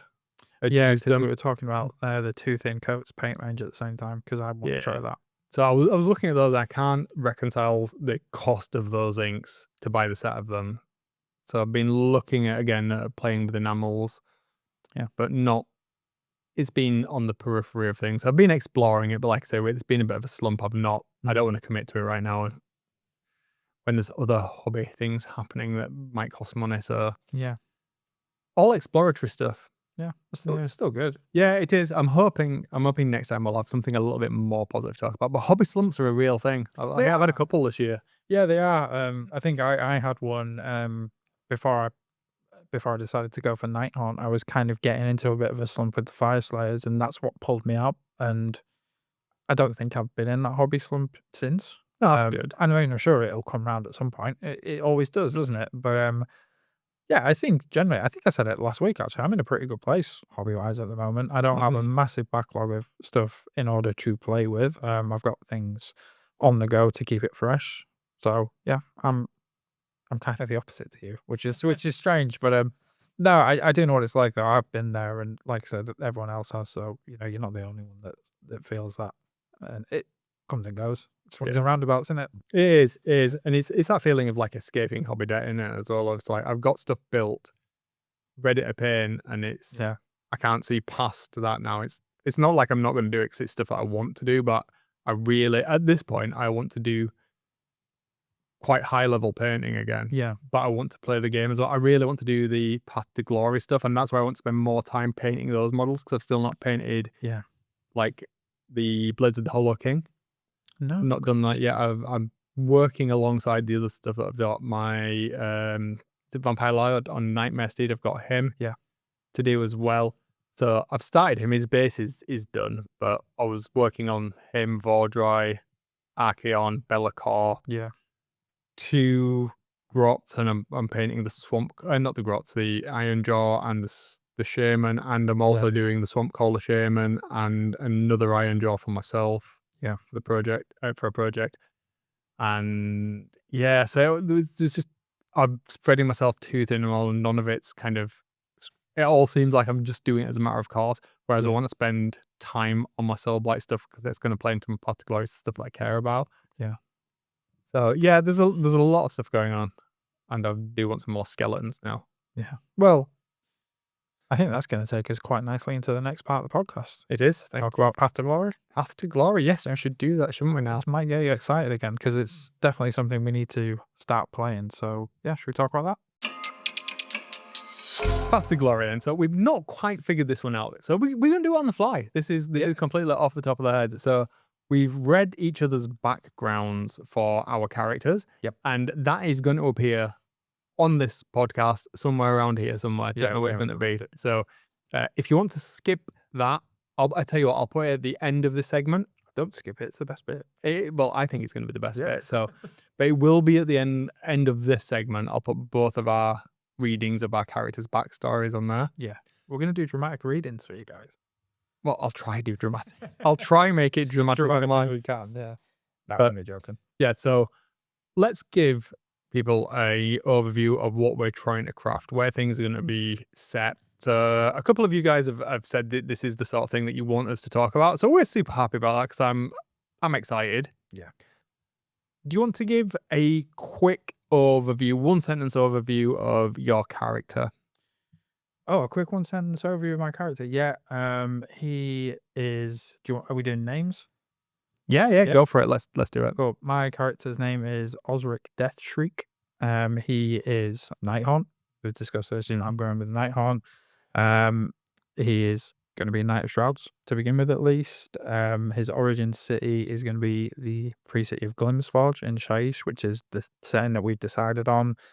I've got some more things that kind of will make sense down the line, but his weapon is going to have a name. His loadout's going to be as you'd expect a Knight of Shrouds to be. Yeah, that's probably more than one sentence, but that's I think that's a good start. So you'll hear the rest when we do that segment. But absolutely, and I think this is the useful stuff. So Will is Nighthaunt, all of Nighthaunt personified. Spooky. And I'm obviously, if you've listened to any of the podcasts, I'm going to be using Soulblight Gravelord. So my Path to Glory character is going to be Toric Cindervane. And he's going to be a vampire lord. I'm an aspiring vampire lord at this point. And he was forcefully turned against his will. He comes from Ashwood Dale in Shyish again. So this is all going to be set in Shyish. We've got our own little maps sorted out there. And Toric's entire reason for being, the reason for why he wants to surround himself with this warband and such, is because he wants revenge. But who's the revenge going to be on? Is it going to be on the vampire that turned him, his sire, or is it going to be on his city for letting him down, for not protecting him, for his parents being brutally murdered by the rampaging vampires? Is it going to be against Manfred because it was his horde that caused the death and all of the pain and anguish in his life, or now unlife, and that's what's turned him in this absolute badass of a vampire lord? Or that's what he's going to be. He's going to be rocking a massive axe, and it's going to get bigger and bigger and bigger. It's going to have just axe roids. He's not going to stop. He's going to get wrecked. So it's huge, and a dragon. that was a great one sentence description. It was an exciting sentence. I'm excited by it. And obviously he's going to be bald. But he's not going to be evil. He's just going to be misunderstood. Okay, sure. It's going to be a tragic character. Yeah. Well, tragic. I don't know if mine is tragic. I think mine might be inherently evil. I thought, isn't the whole shtick with the whatever they are, Night Lords, Night Lords. Nighthaunt, that it's like a flip of what they were in life. Oh no, no, right. I get, yeah. Maybe he is evil. Maybe he was. Yeah. Maybe yours, not mine. Yeah, because he was. Mine's a good boy. Yeah, well, mine was. You did a little bit more of a backstory. Mine was like a bard, like a singer in his life, and you'll hear the reason shortly of how he became what he is. But yeah, he wasn't a soldier, nothing inherently evil, just a kind of common dude, really. But yeah, interesting. I mean, that is good. That's an interesting the juxtaposition between both of us characters and our stances. I think this shows as well some parity in kind of how we are as people in games and why we kind of get on so well with each other. And this is clearly I'm excited for this. It's I'm really into it. I think you're probably fine with mine. I know you've read it, but for the listeners, there's a theme running through mine that's fairly on the nose. There's a very strong musical theme tied in my ideas. Answers on a postcard, if you can tell what that is. No prizes is really obvious. But I really wanted to add my love of music, specifically metal music, into my Warhammer, because I think the two can really interact well. I know it's been done loads of times before, but it just felt kind of right to me. It's my lore, it's my army, so. Yeah, absolutely. And we're going to put all of this stuff up on the Discord, Yeah, aren't we? I think we're going to put our maps up. We're going to put our character progression, everything like that. So if you do want to see that and see how we're getting on, we're obviously going to talk about it on the podcast. But yeah, come join us on the Discord if you want to see, visually some of this stuff and read some of the lore that we're writing. Yeah, we're gonna. What would be really useful, if any, but we've got a map of Shyish that I've managed to cobble together from multiple sources that kind of shows everything. If anybody knows any resources for a high res Or a cartographer. map of Shyish, that would be perfect, because the one that I've managed to find from G-Dubs it's good, but it would be nice to like see everything in real fine detail of where everything is, rather than just kind of having some assumptions. Yeah. So based off of that conversation, then let's talk a little bit more about what we're doing with, well, everything we've talked about so far. So we've made references a couple of times to our unified basing theme, where things are, how things all fit together. So, as I say, I've gone a little bit further, I suppose, at this point, haven't I? So I've done quite a backstory. I've got all of my history sorted out. So for Torrik, I've gone all the way back to his parents. I've done a genealogy. I've done a heraldry from his former family, a heraldry from his now vampire self. Yeah. We've got some maps. We've got progression across those maps for where things currently are, and all kinds of ancillary details that kind of fleshy out the sorry, dude. No, you're not. The backstory of the world, or the area that we're setting these in. Yeah. From the basing theme, then, so we're going to try and tie some of the stuff that we want to do with Curse City into this as well. So as basing theme, we've kind of based off of Ulfan Khan. Yeah. In the first instance, so we've decided that we're going to use some sort of city-like basing cobblestone, isn't it, that we've gone there with variations each way, so it's not Broken cobbles, and yeah there's plenty of gravestones. There's flowers that kind of run through the theme as well for a few of them as well, which is quite interesting. It's a nice little splash of colour against, what you'd normally expect to see from us both. But the idea behind this was setting it in Shyish with the armies that we have. We can tie it in with Curse City and, play that alongside it somehow and work that into the narrative. And the Ulfan Khan Soulbound RPG. Yeah. So we can kind of link a few different game styles together for if something gets a little stale, we can jump over to something else. We can go completely off-piste and do, the tabletop RPG kind of thing instead of the physical wargaming. So yeah, we put a lot of thought into this, and we spent a lot of time thinking about it and discussing it between ourselves over the last, a few months at least. Yeah, it's probably coming up to about 6 months now. We've been putting stuff together. We may have gone a little bit too far. I've certainly gone a little bit too far with stuff. I've not gone so far as to have a like a zoology kind of thing, but we have got some elements of flora and fauna, I think, haven't we? So we've talked about some of the topographical features in the area of Shyish that we're talking about. So the river running through that kind of links the cities and stuff that we've got. And we've got this overarching theme of having some like purple coloured flora that comes from some of the water and such. And yes, that's drawing inspiration from some of the artwork and stuff that G-Dubs have put out on this. So like Shyish and the Wind of Magic, that amethyst purple colour. Yeah, the amethyst prevalent fawn as well. Exactly. Which is why my dwarves have purple hair. So we're bringing all of that together. And you'll notice if you've seen any of my Stormcast stuff, there's a lot of purple flowers in there from the Reclusion Chamber and all of that stuff. So it's starting to bring all this together. So You'll see that on my Night Haunt on my Instagram as well. Yeah.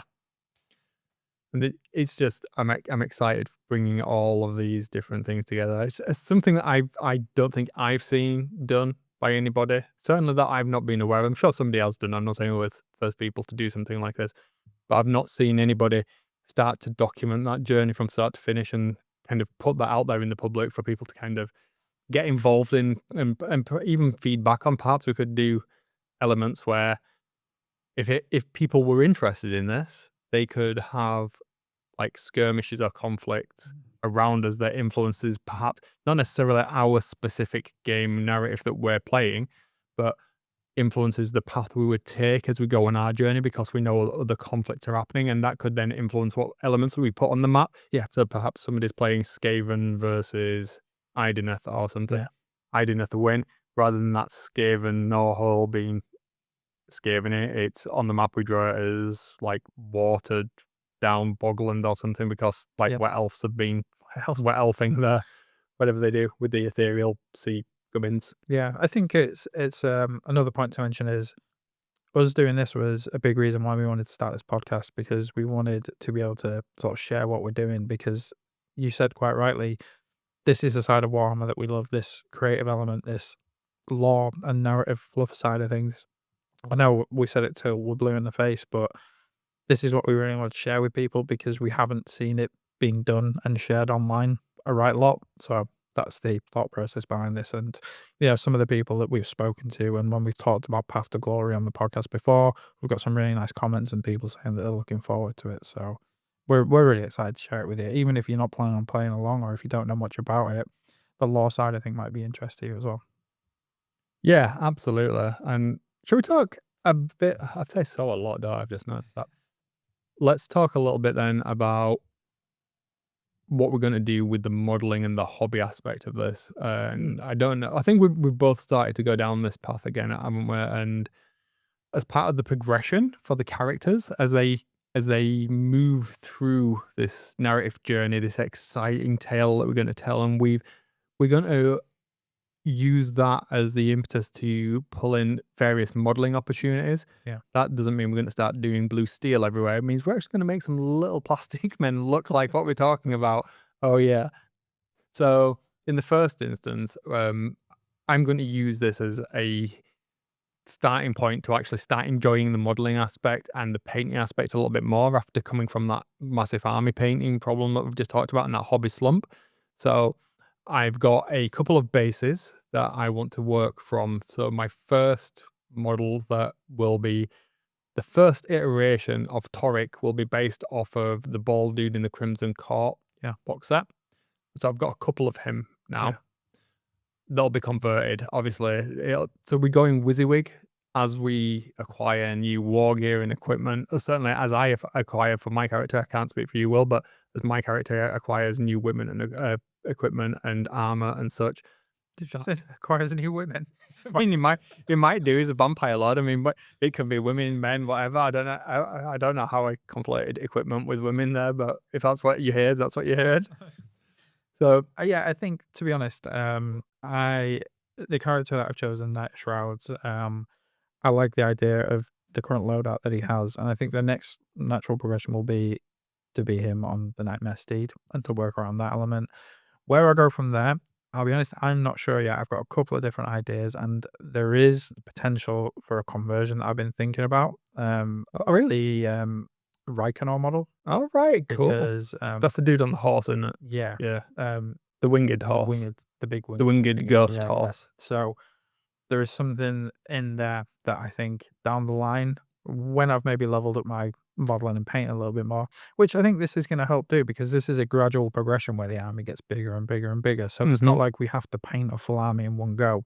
We get to do it as we go along. And I think that's going to lend itself really nicely to how I paint. But yeah, I think down the line, I want to do something quite epic and have this big standout model, because I've never really done anything like that to this scale. So I do want to have my own centerpiece, and nice. Yeah, and something that is uniquely mine. And that's the idea that I'm kind of playing with at the moment. That's a really good shout. Yeah. What I was going to say, so for my guy, yeah, I've got the bald head as the motif. So that it's clearly the same character. What are you going to use to identify yours? Is it going to be the helm that you've got? Or? Yeah, I think so. I think it's going to, I think it's strange, because it's the very thing that initially I didn't like about the Knight of Shrouds. I don't know how I had a complete U-turn, but yeah, I think that's something that is very unique to that model and that character. Yeah. And I think that's something I can carry forward. And I think it's fair to say we're at very different stages of our hobby journey, practically, with the modeling and the painting. So having mine start off on foot, there is a model of him mounted. That's a nice progression now. Yeah. I think as we go along, there's definitely potential. I don't profess to be an expert green stuff sculptor or anything, but I think I could probably create that visage that he has quite easily with a bit of practice, because it's almost sort of bat-winged hell. You know, it's not massively intricate, but it stands out for Nighthorn. Yeah. And I think that could be something that carries forward and be a relatively easy conversion. Yeah. We could 3D print the helmet. Yes, there is that. I always forget you have a 3D printer, and you know, I'm sure you'd help. You know, you probably have some tips with green stuff, and from your experience, I'm sure you'd be happy to help me with that. But you know, I'm talking down the line when this is in full flow and the armies have got bigger, and he becomes this huge character. But yeah, we'll get there. But that's what I'm thinking at the moment. I'm excited to see where you're going to go with it. Yeah, me too. It's really, but that's the point, isn't it? Because the story is going to kind of almost not shape your army that we just have on casual gaming things, but like I said, this is going to be in the background of his stuff. So we won't necessarily play it. Every game that we play won't be adding to the narrative. No. Which is great. So we can use the models that we create for it in just other generic armies. Yeah. But we would have a really flavorful full army at the end of it, and a documented story told through actual conflicts, which is just like mad cool. Yeah, it is, isn't it? Yeah, I'm there for it. I mean, it's wild, completely wild. It's just nuts. This is exciting stuff. It happened fairly organically, didn't it? I mean, we were talking about you know, narrative types of Warhammer play, and you know, it does exist obviously in Path to Glory, but I think our ideas just came together quite naturally and organically, and it just sort of it rolled on, and it was quite effortless. We go, oh, we can introduce KC. Oh, we can introduce this role playing side of it. We've got these ideas; they kind of sit together quite nicely, and we're about at that stage now where we just have to start playing, aren't we? Let's face it. Yeah, I suppose we are really. Yeah. I just need to. I do have a version of him painted. Yeah, but it's the one from the Crimson Corp. Yeah, and I mean, and it's painted as that character. I need to repaint my Night Shrouds anyway, but apart from that, I'm pretty much there. So I'm not rushing you by any means. I'd rather you take your time and get it right. I'm cool with that. We still have to do the initial bookkeeping anyway, don't we? We do, yeah. I think but it depends how far you want to go as well with the other initial stuff that you want to do. So we need to kind of take the rough sketches of the maps that we've got up on his notes and flesh those out a little bit just so they look a little bit nicer. Yeah. And figure out how we're going to kind of track it going forwards. Like we're going to do it so, because we talked about before, didn't we? We're going to do whatever system we use for whatever battle. Does the winner write the next part of our grander narrative? And are we going to kind of try and tie it in with what's going on with the GW ever-present grand narrative? I don't know. Yeah.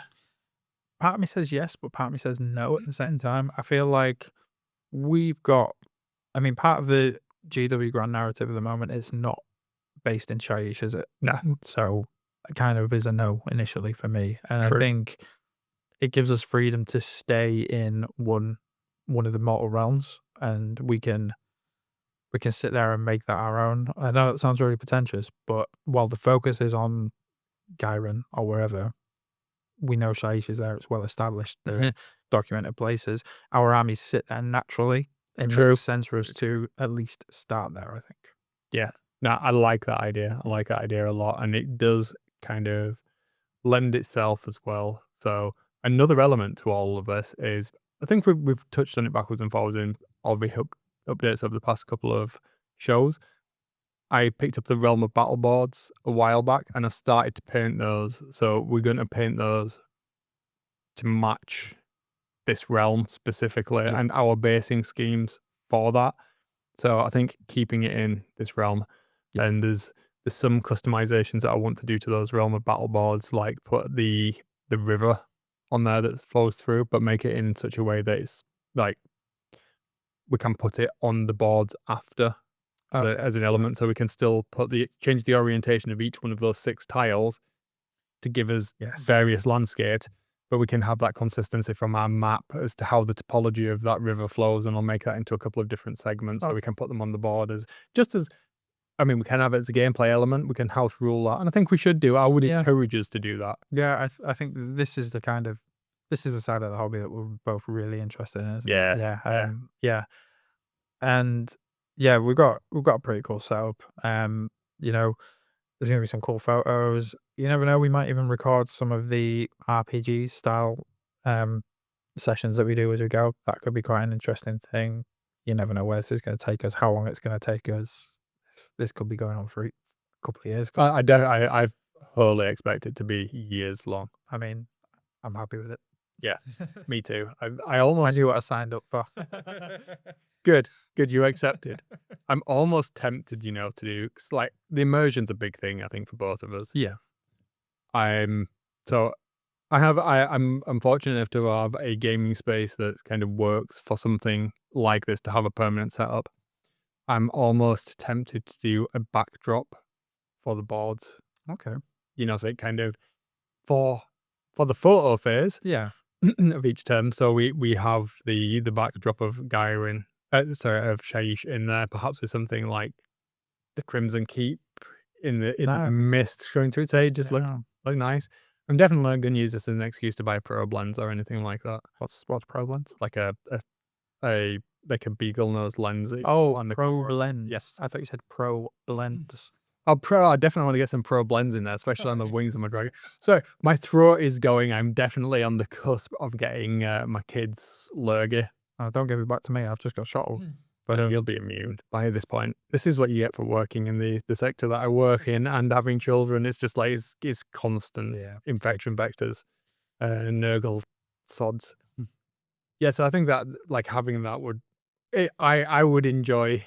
Yeah, having that. So it's an excuse to buy. I think we need to think about some playlists as well that we could put together. Yes. We should share those on the Discord. That'd be cool. Oh, that would be really interesting. Actually, yeah. I mean, I don't know which way we're going to go with it. I mean, we both like metal music, but I don't know if we want that to be the background for this. I think we need to go for something a little calmer so we can hear each other talk. And I mean, when we, we'll see. But I mean, you'll hear there's plenty heavy metal influences within my army anyway. So, shall I talk a little bit as well about some of the additional stuff that I've started to work on that I've perhaps only mentioned tangentially to you, that have always been in the background of this idea for me? You're holding out on me, yeah? Go for it. Well, there's some stuff that you're not necessarily into. So, Will's not as nerdy as I am in some respects. We have a shared love of Warhammer, but I get really into this kind of thing. So I had some spare bits of kit kicking around. So I've got a couple of Raspberry Pis and a couple of spare Stream Decks to give us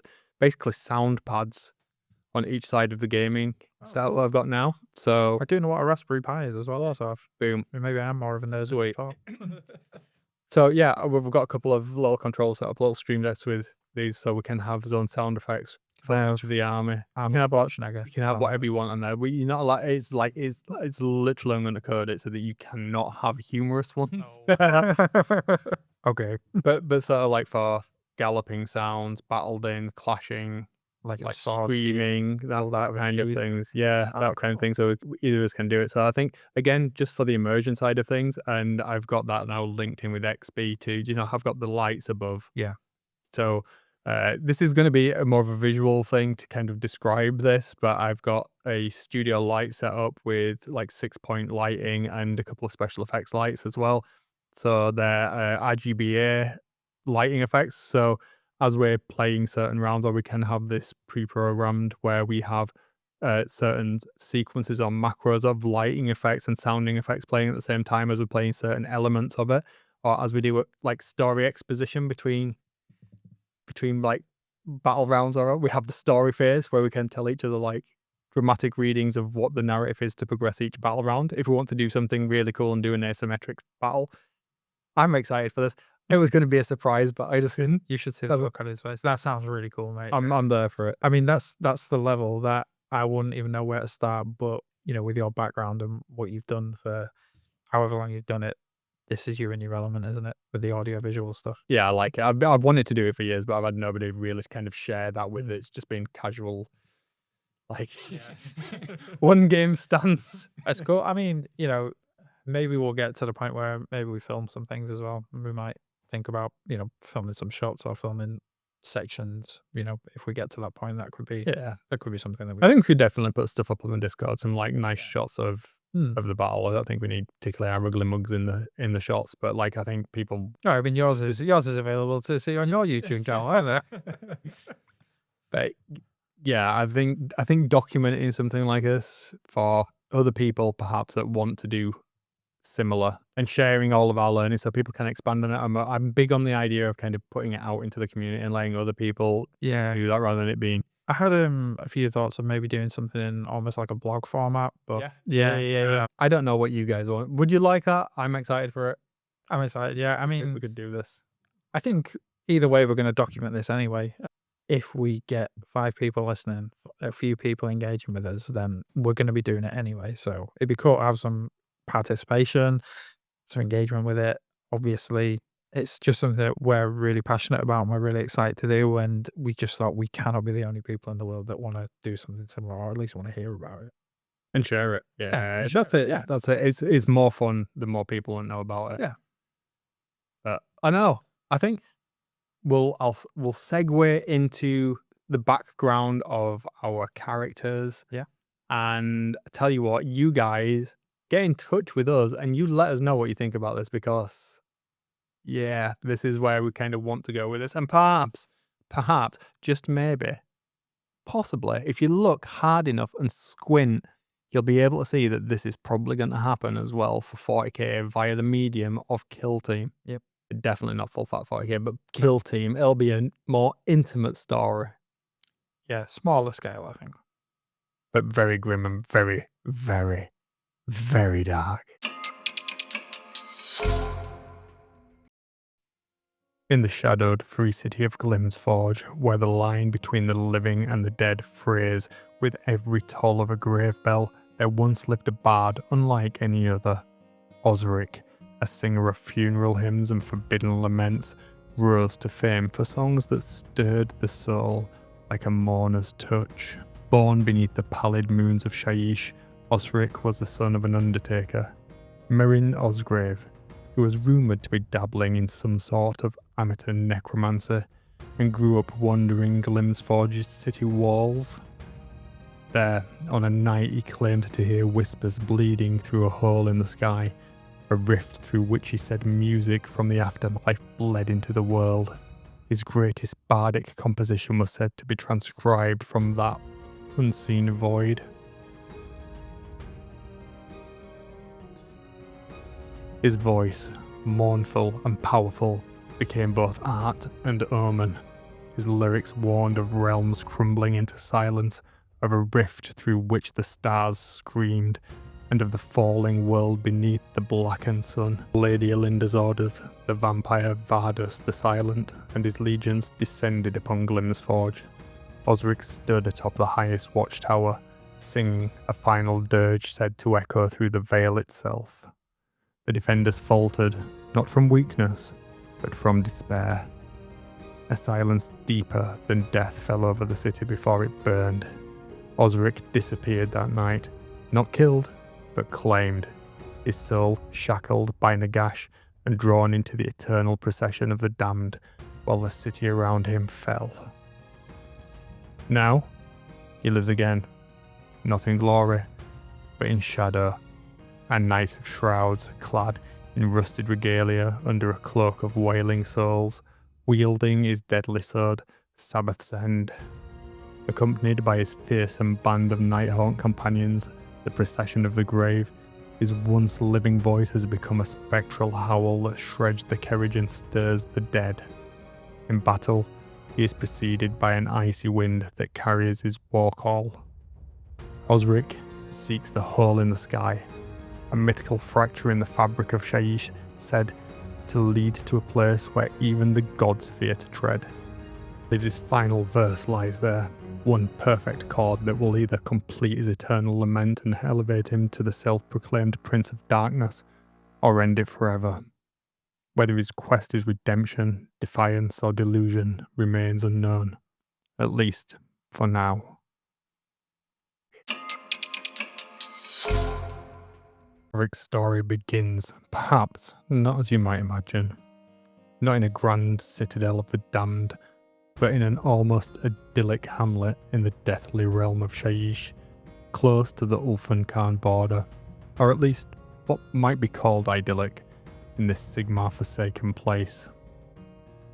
Ashwood Dale, a small village seemingly untouched by the more macabre aspects of Shyish, known for its ancient gnarled trees of an ashen grey hue, with leaves that take on a rich autumnal blood red colour as the seasons pass. The Violet Current, the name given to the river for its vivid lavender waters, flowed through the art of the dale. It provided food for what might pass as bountiful fish to the village, breathing life into a realm of death. The Violet Current was the reason the flora here had hues of azure and indigo in their petals. A pretty, deathly colour. To Toric, then, the cherished only child of Alara and Bram. Alara, a woman stout and well proportioned. Her laugh filled Toric's heart with joy, the love of a doting mother. And his father, well, he was a man of quiet strength and unwavering kindness and empathy. They were his world, and he theirs.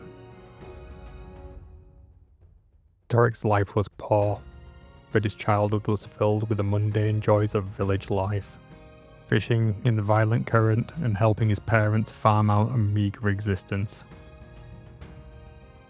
As the eves drew in, he and the other children would listen to the stories of the elders, hushed tales of spectral entities that haunted their Shyish realm as night fell. As did all children from the Ashenwood, he had a deep, almost innate fear for the ethereal, the restless dead of the stories. He had heard whispers that they were not just stories to frighten children. These stories were to instill a fearful warning about what might happen to them if they crossed to the other side in a manner that was not one that you might well hope for. Days turned into years, with nothing much changing in his life other than his growing size. That was until one foul evening, a crimson moon lit the village, and so came the Legion of Night. Manfred von Karstein's vampiric horde swept through Ashwood Dale like a scythe, a chilling tide of death that spared no one. Toric watched in horror as his beloved parents, Alara and Bram, were brutally massacred before his very eyes. The images seared into his young mind, fueling a burning, unquenchable hatred for all vampires. Yet, amidst the carnage, a flicker of something unexpected occurred.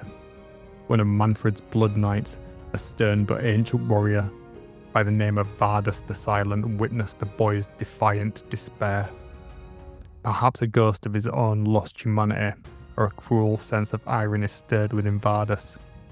Instead of delivering the final fatal blow, Vardus took Toric as his thrall squire, a living trophy perhaps, but a prisoner of grim circumstance nonetheless. For years, Toric endured serving his hated master, his resolve hardening with every passing day. Vardus, though a monster, was a master of combat. He subjected Toric to a brutal, relentless training, forging the boy's raw strength and hatred into a precise, deadly skill. It was during these grueling sessions that Toric discovered an axe. As he swung it, he fell back through the years, seeing the world through the eyes of a child. A child watching his father swing his axe towards a grey-barked tree. He could swear he heard the cries of pain as each stroke bit deeper into the wood. He stood there watching Bram turning to him and smiling over the felled tree. Silent now as he snapped back to the present, feeling the weight, the balance, the brutalness, a decisive sweep. It all resonated with his burning rage and his need for absolute finality. He thought back to that day, that tree, that smile. One of the last his father would ever wear. Now he wielded an axe, just like his father had wielded, but instead of grey ashen trees, to be lumbered, He was to use it with terrifying efficiency, each blow a cathartic release of simmering fury. Over time, and under the tutelage of Vardus, he found that this was his preferred weapon. It became a huge, two-handed great axe, its edge always impeccably clean. He gave it a fitting name, of course. Vengeance's Edge, a constant silence promise to himself. But fate, ever cruel in Shyish, had another twist in store. During a brutal campaign as he squired for Vardus, in the blighted corner of the realm, Torrik contracted the virulent strain of Nurgle's blight. As Vardus fought to save the relentless march of the foul demon spawn from reaching the borders of Sterniest and on into Castinia, the corruption spread rapidly in Torrik, disfiguring him, consuming him from within. Vardus, facing the inevitable demise of his thrall squire, felt something the soul-blighted rarely feel, a vestige of pity that had saved Torrik before. Perhaps it was the warped sense of responsibility or a grim fascination with the boy's unyielding spirit, or maybe it was pure, morbid curiosity to see if the Nurgle blighted could be turned. He didn't quite know. With a chilling final act of mercy, Vardus bestowed the blood kiss upon Torrik. As his fangs sank through the putrefying flesh, Vardus saw something in the chaos-tainted blood of the boy. Eyes that had not before been looking his way now peered from the sky, looking at the limp boy in his arms. Vardus released him and let Torrik fall to the floor, convulsing spasmodically, a parody of a death throe. As he did, the gravesand formed around him into something like a cocoon of violet and red, pulsating rhythmically as the battle raged around him. The very thing he abhorred, the curse that had stolen everything from him, now flowing through his veins, transforming him into one of the monsters he despised.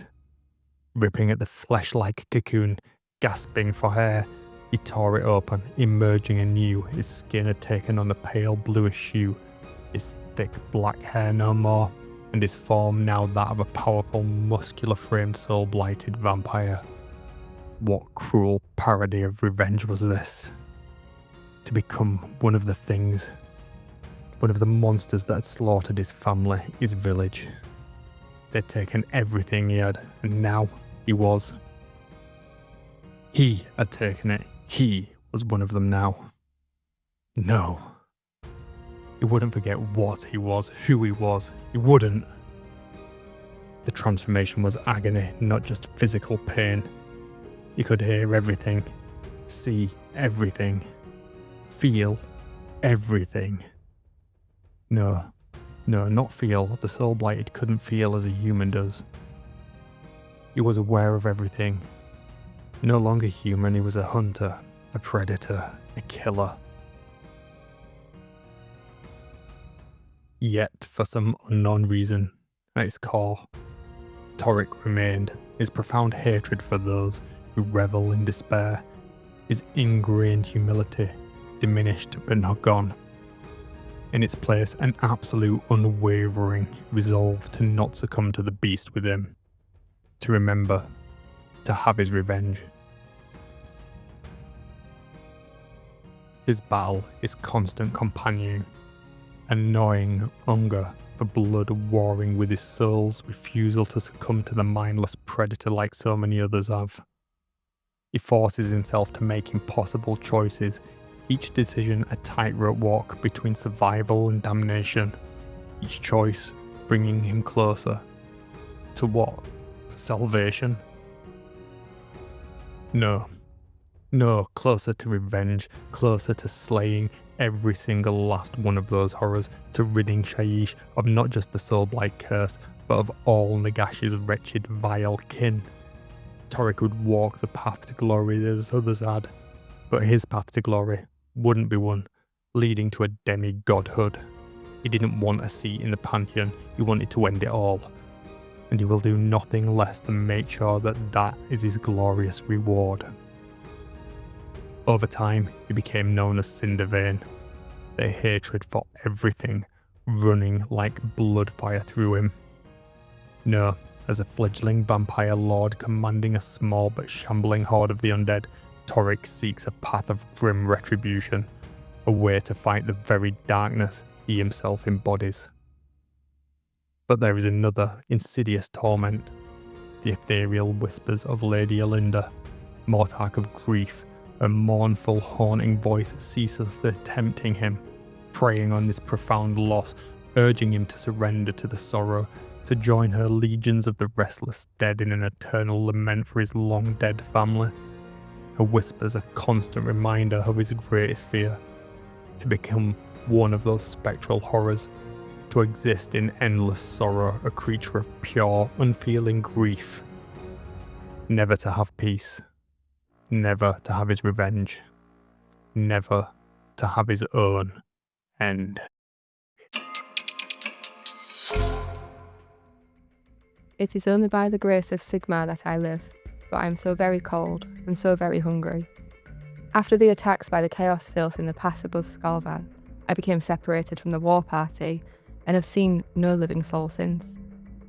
I can remember little of the battle in truth, but a savage blur of the flashing axe blade, steaming blood, and snow as white as death. Day and night have become a grey twilight to me. I could not say how long ago that was, or how far I've staggered on, half blind and hungry, and I write these few lines in my journey in a desperate attempt to keep my sanity. I cannot account for my continued survival, but my wounds have at least stopped bleeding, and save for the cut in my stomach, which is every hour more worrisome, their pain had faded to a dim echo of what it was. If only I could be warm again. If only I could have something to eat. It is all that I think of between dark, waking dreams I do not dare to recall. It is strange, passing strange, for I cannot remember the enemy striking me there, the emptiness, imagining things so hungry. Cannot think. A fire in the veil. So hungry. Miniature of the month, miniature of the moment, Model of the episode? model of the episode. I can't sure. remember what we going to call this. We don't know. It's working title model of the episode, but I do like the miniature of the moment. Miniature of the moment. Should we call it that? Let's call it miniature of the moment. Miniature of the That's good, moment. mate. Yeah. Thanks for the idea for doing this site, and yeah, that was an awesome passage that was pulled out of. Let me tell you where it was pulled out. A parchment scrap found in the ruins of a destroyed encampment in the Vorgo Crags. Yeah, and it was No bodies were found. no bodies were found, and that was read by my fiance. Thank you, Soph. It was indeed. Yeah, thank you very much for that. So what we're going to do is pick a model every month, every episode, not every month, of the moment, every time we do the podcast, and just talk about, we're going to take it in turns, I think. Yeah. It's not the best explanation of this segment, is it? But that was a passage describing the birth, I believe, of a Mongol. Okay. What makes a tasty Mongol. So, as you might have guessed at this point, I picked the first miniature here. We were chatting about it earlier, and it's the Mongol. I think we've talked about it in one of the previous episodes. I mentioned this. We've definitely talked about it between each other, but I don't know if we have. Have We we might not? have. Who knows? But if not, if you're not familiar with the Mongol, I mean, this is, for me, one of the best models Games Workshop have ever produced. It's out of print now. Yeah. I think it's an old world model. Well, it is an old world model. And I'm thinking it's part of the, is it Death faction? Vampire-y stuff. So it's a ghost. It was Nighthaunt before Nighthaunt were a thing, Yeah. really. Yeah. Yeah. So the definition of the Mongol, before we get on to the specifics about the model, is Mongol is an undead monster born when the winds of magic had drawn into the souls of those who died in fear and despair during a winter storm after engaging in cannibalism. The spirits are trapped within their reanimated cadavers and suffer from an eternal and insatiable hunger for living flesh. They are a thing neither dead nor alive, a being of unnatural hunger and malice personified. So can you guess from the description why I like this one? I think, joking aside, I think this model is absolutely terrifying. This is exactly one of the things that drew me to Warhammer in the first instance. This is, I think, the sort of model that we won't ever see again from Games Workshop. It's that horror element that Yeah. they are moving away from, sadly. I think this is truly horrific, and I think for me, I remember seeing this when I was very young, or has it just came out? It must have been in my early 20s or whenever this came out. and I wasn't even remotely interested in the fantasy aspect of Games Workshop at the time, and I still thought this model was so freaking cool. It was untrue, and I've never managed to get my hands on one of them. I would love to paint it. I've seen a couple of proxies that I'd like to paint that are close to it, but the original ones go for a wodge now over on eBay. Yeah, I was looking, and you're looking at least £100. Yeah. For one that's in good nick. Yes. Yes. Yeah. So it was. I mean, I think it was lead, and then it was white metal. Yeah. And then eventually resin. So it's gone through all of the guises, but it's a beautiful sculpt. I think it was sculpted by, if I'm not wrong, I think it was Ali Morrison that did it. Okay. I may be wrong on this one, but there's certain things in certain models, certain pieces of art that you see, and this is just terrifying. This is everything. It's like a poltergeist from films I've seen. I'm certain it's inspired by the film Poltergeist. Do you know? Have you seen the cover of Poltergeist? And there's a geist on it that looks exactly like this coming towards the screen. Honestly, the first note I made when we decided to do this, and that's the model you picked, I put that it is cinematic. It is like a single frame for a horror movie. Yes. Yeah. I 100% know what you mean. And there's so much movement in this model.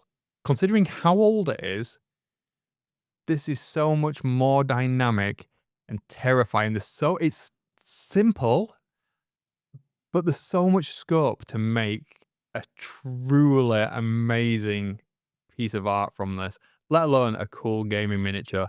It is wondrous. And I think the version of it that I've put here in our notes, I think it's been customized somewhat. And I think there was 2 or 3 sculpts that came out where it had different things in its hands. I'm sure one of them's got like half a cow ripped apart. Yeah.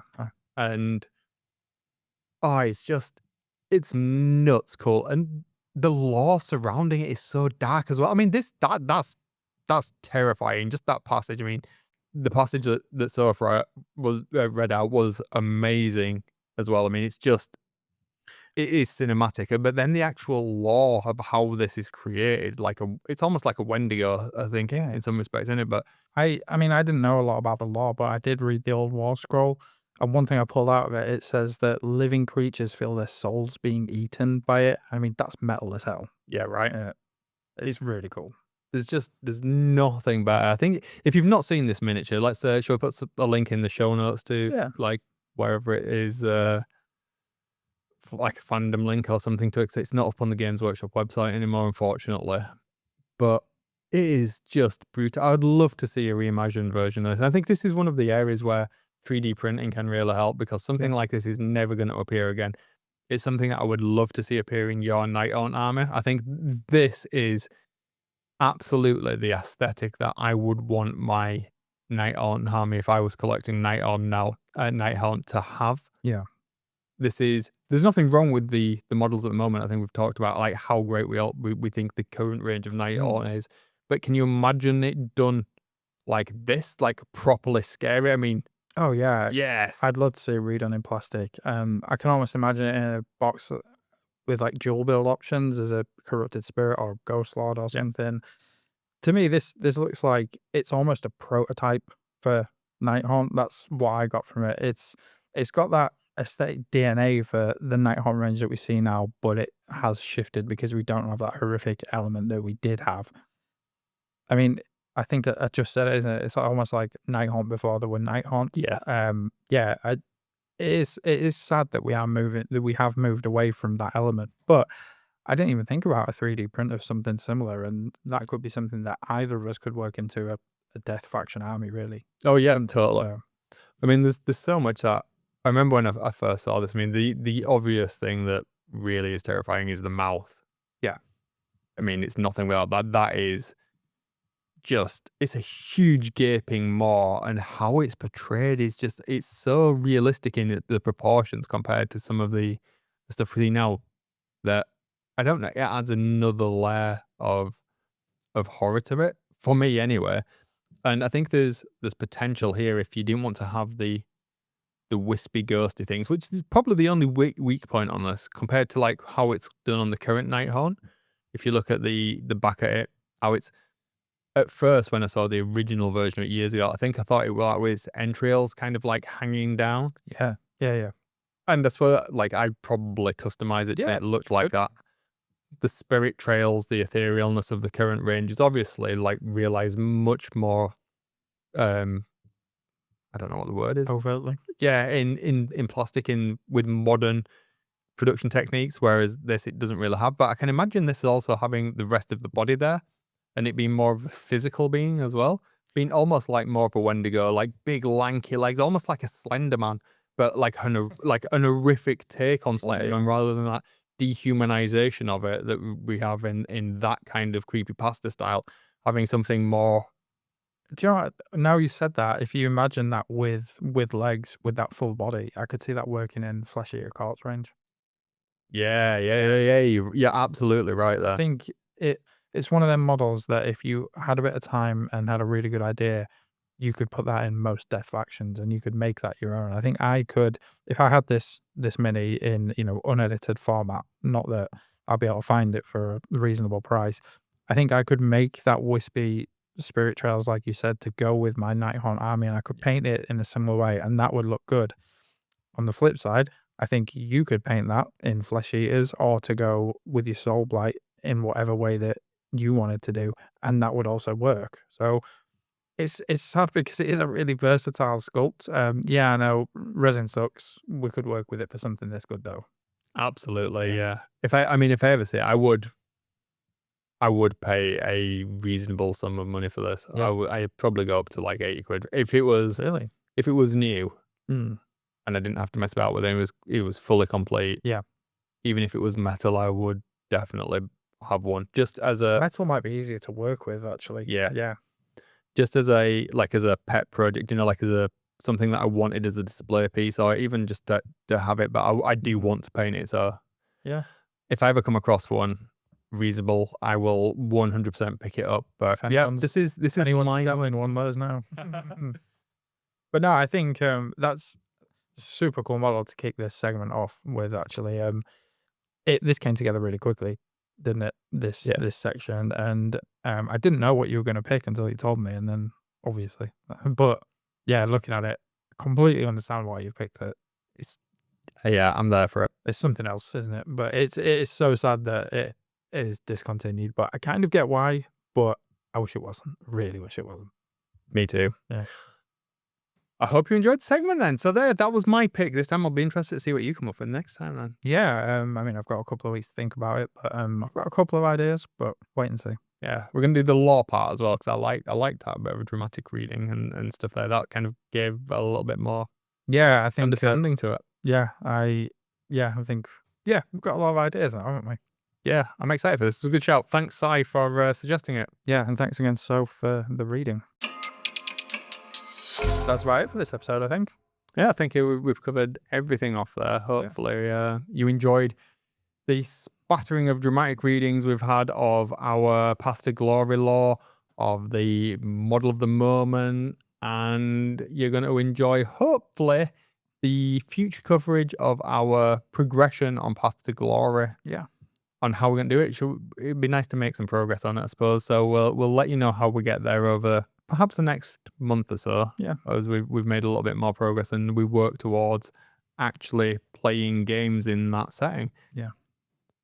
If you've enjoyed the podcast, as always, do let us know. As we said at the start of the show, leave us reviews if you can. That would be fantastic. Do come and join us on the Discord. It's a pretty chill, welcoming place. That's where you can find some more of the Path to Glory stuff if you're interested. Yeah. And we will be flipping over to some kill team stuff, I think. So we're both working on kill teams over the next few weeks, aren't we? So perhaps next time we'll have something to show there. Yeah, should do. I think we've got everything we need pretty much. So yeah, that should come together fairly quickly, shouldn't it? Yeah, I just need to put together a kill team. I need some Mark 7 helmets. That's what I need to do. I have got some. I need to print some out. It says like they're all. I'm not having a Mark 7. Yeah, go for it. They'll look different to mine. Boom. Happy times. We're done. We'll see you on the next one. Yeah, take it easy, guys.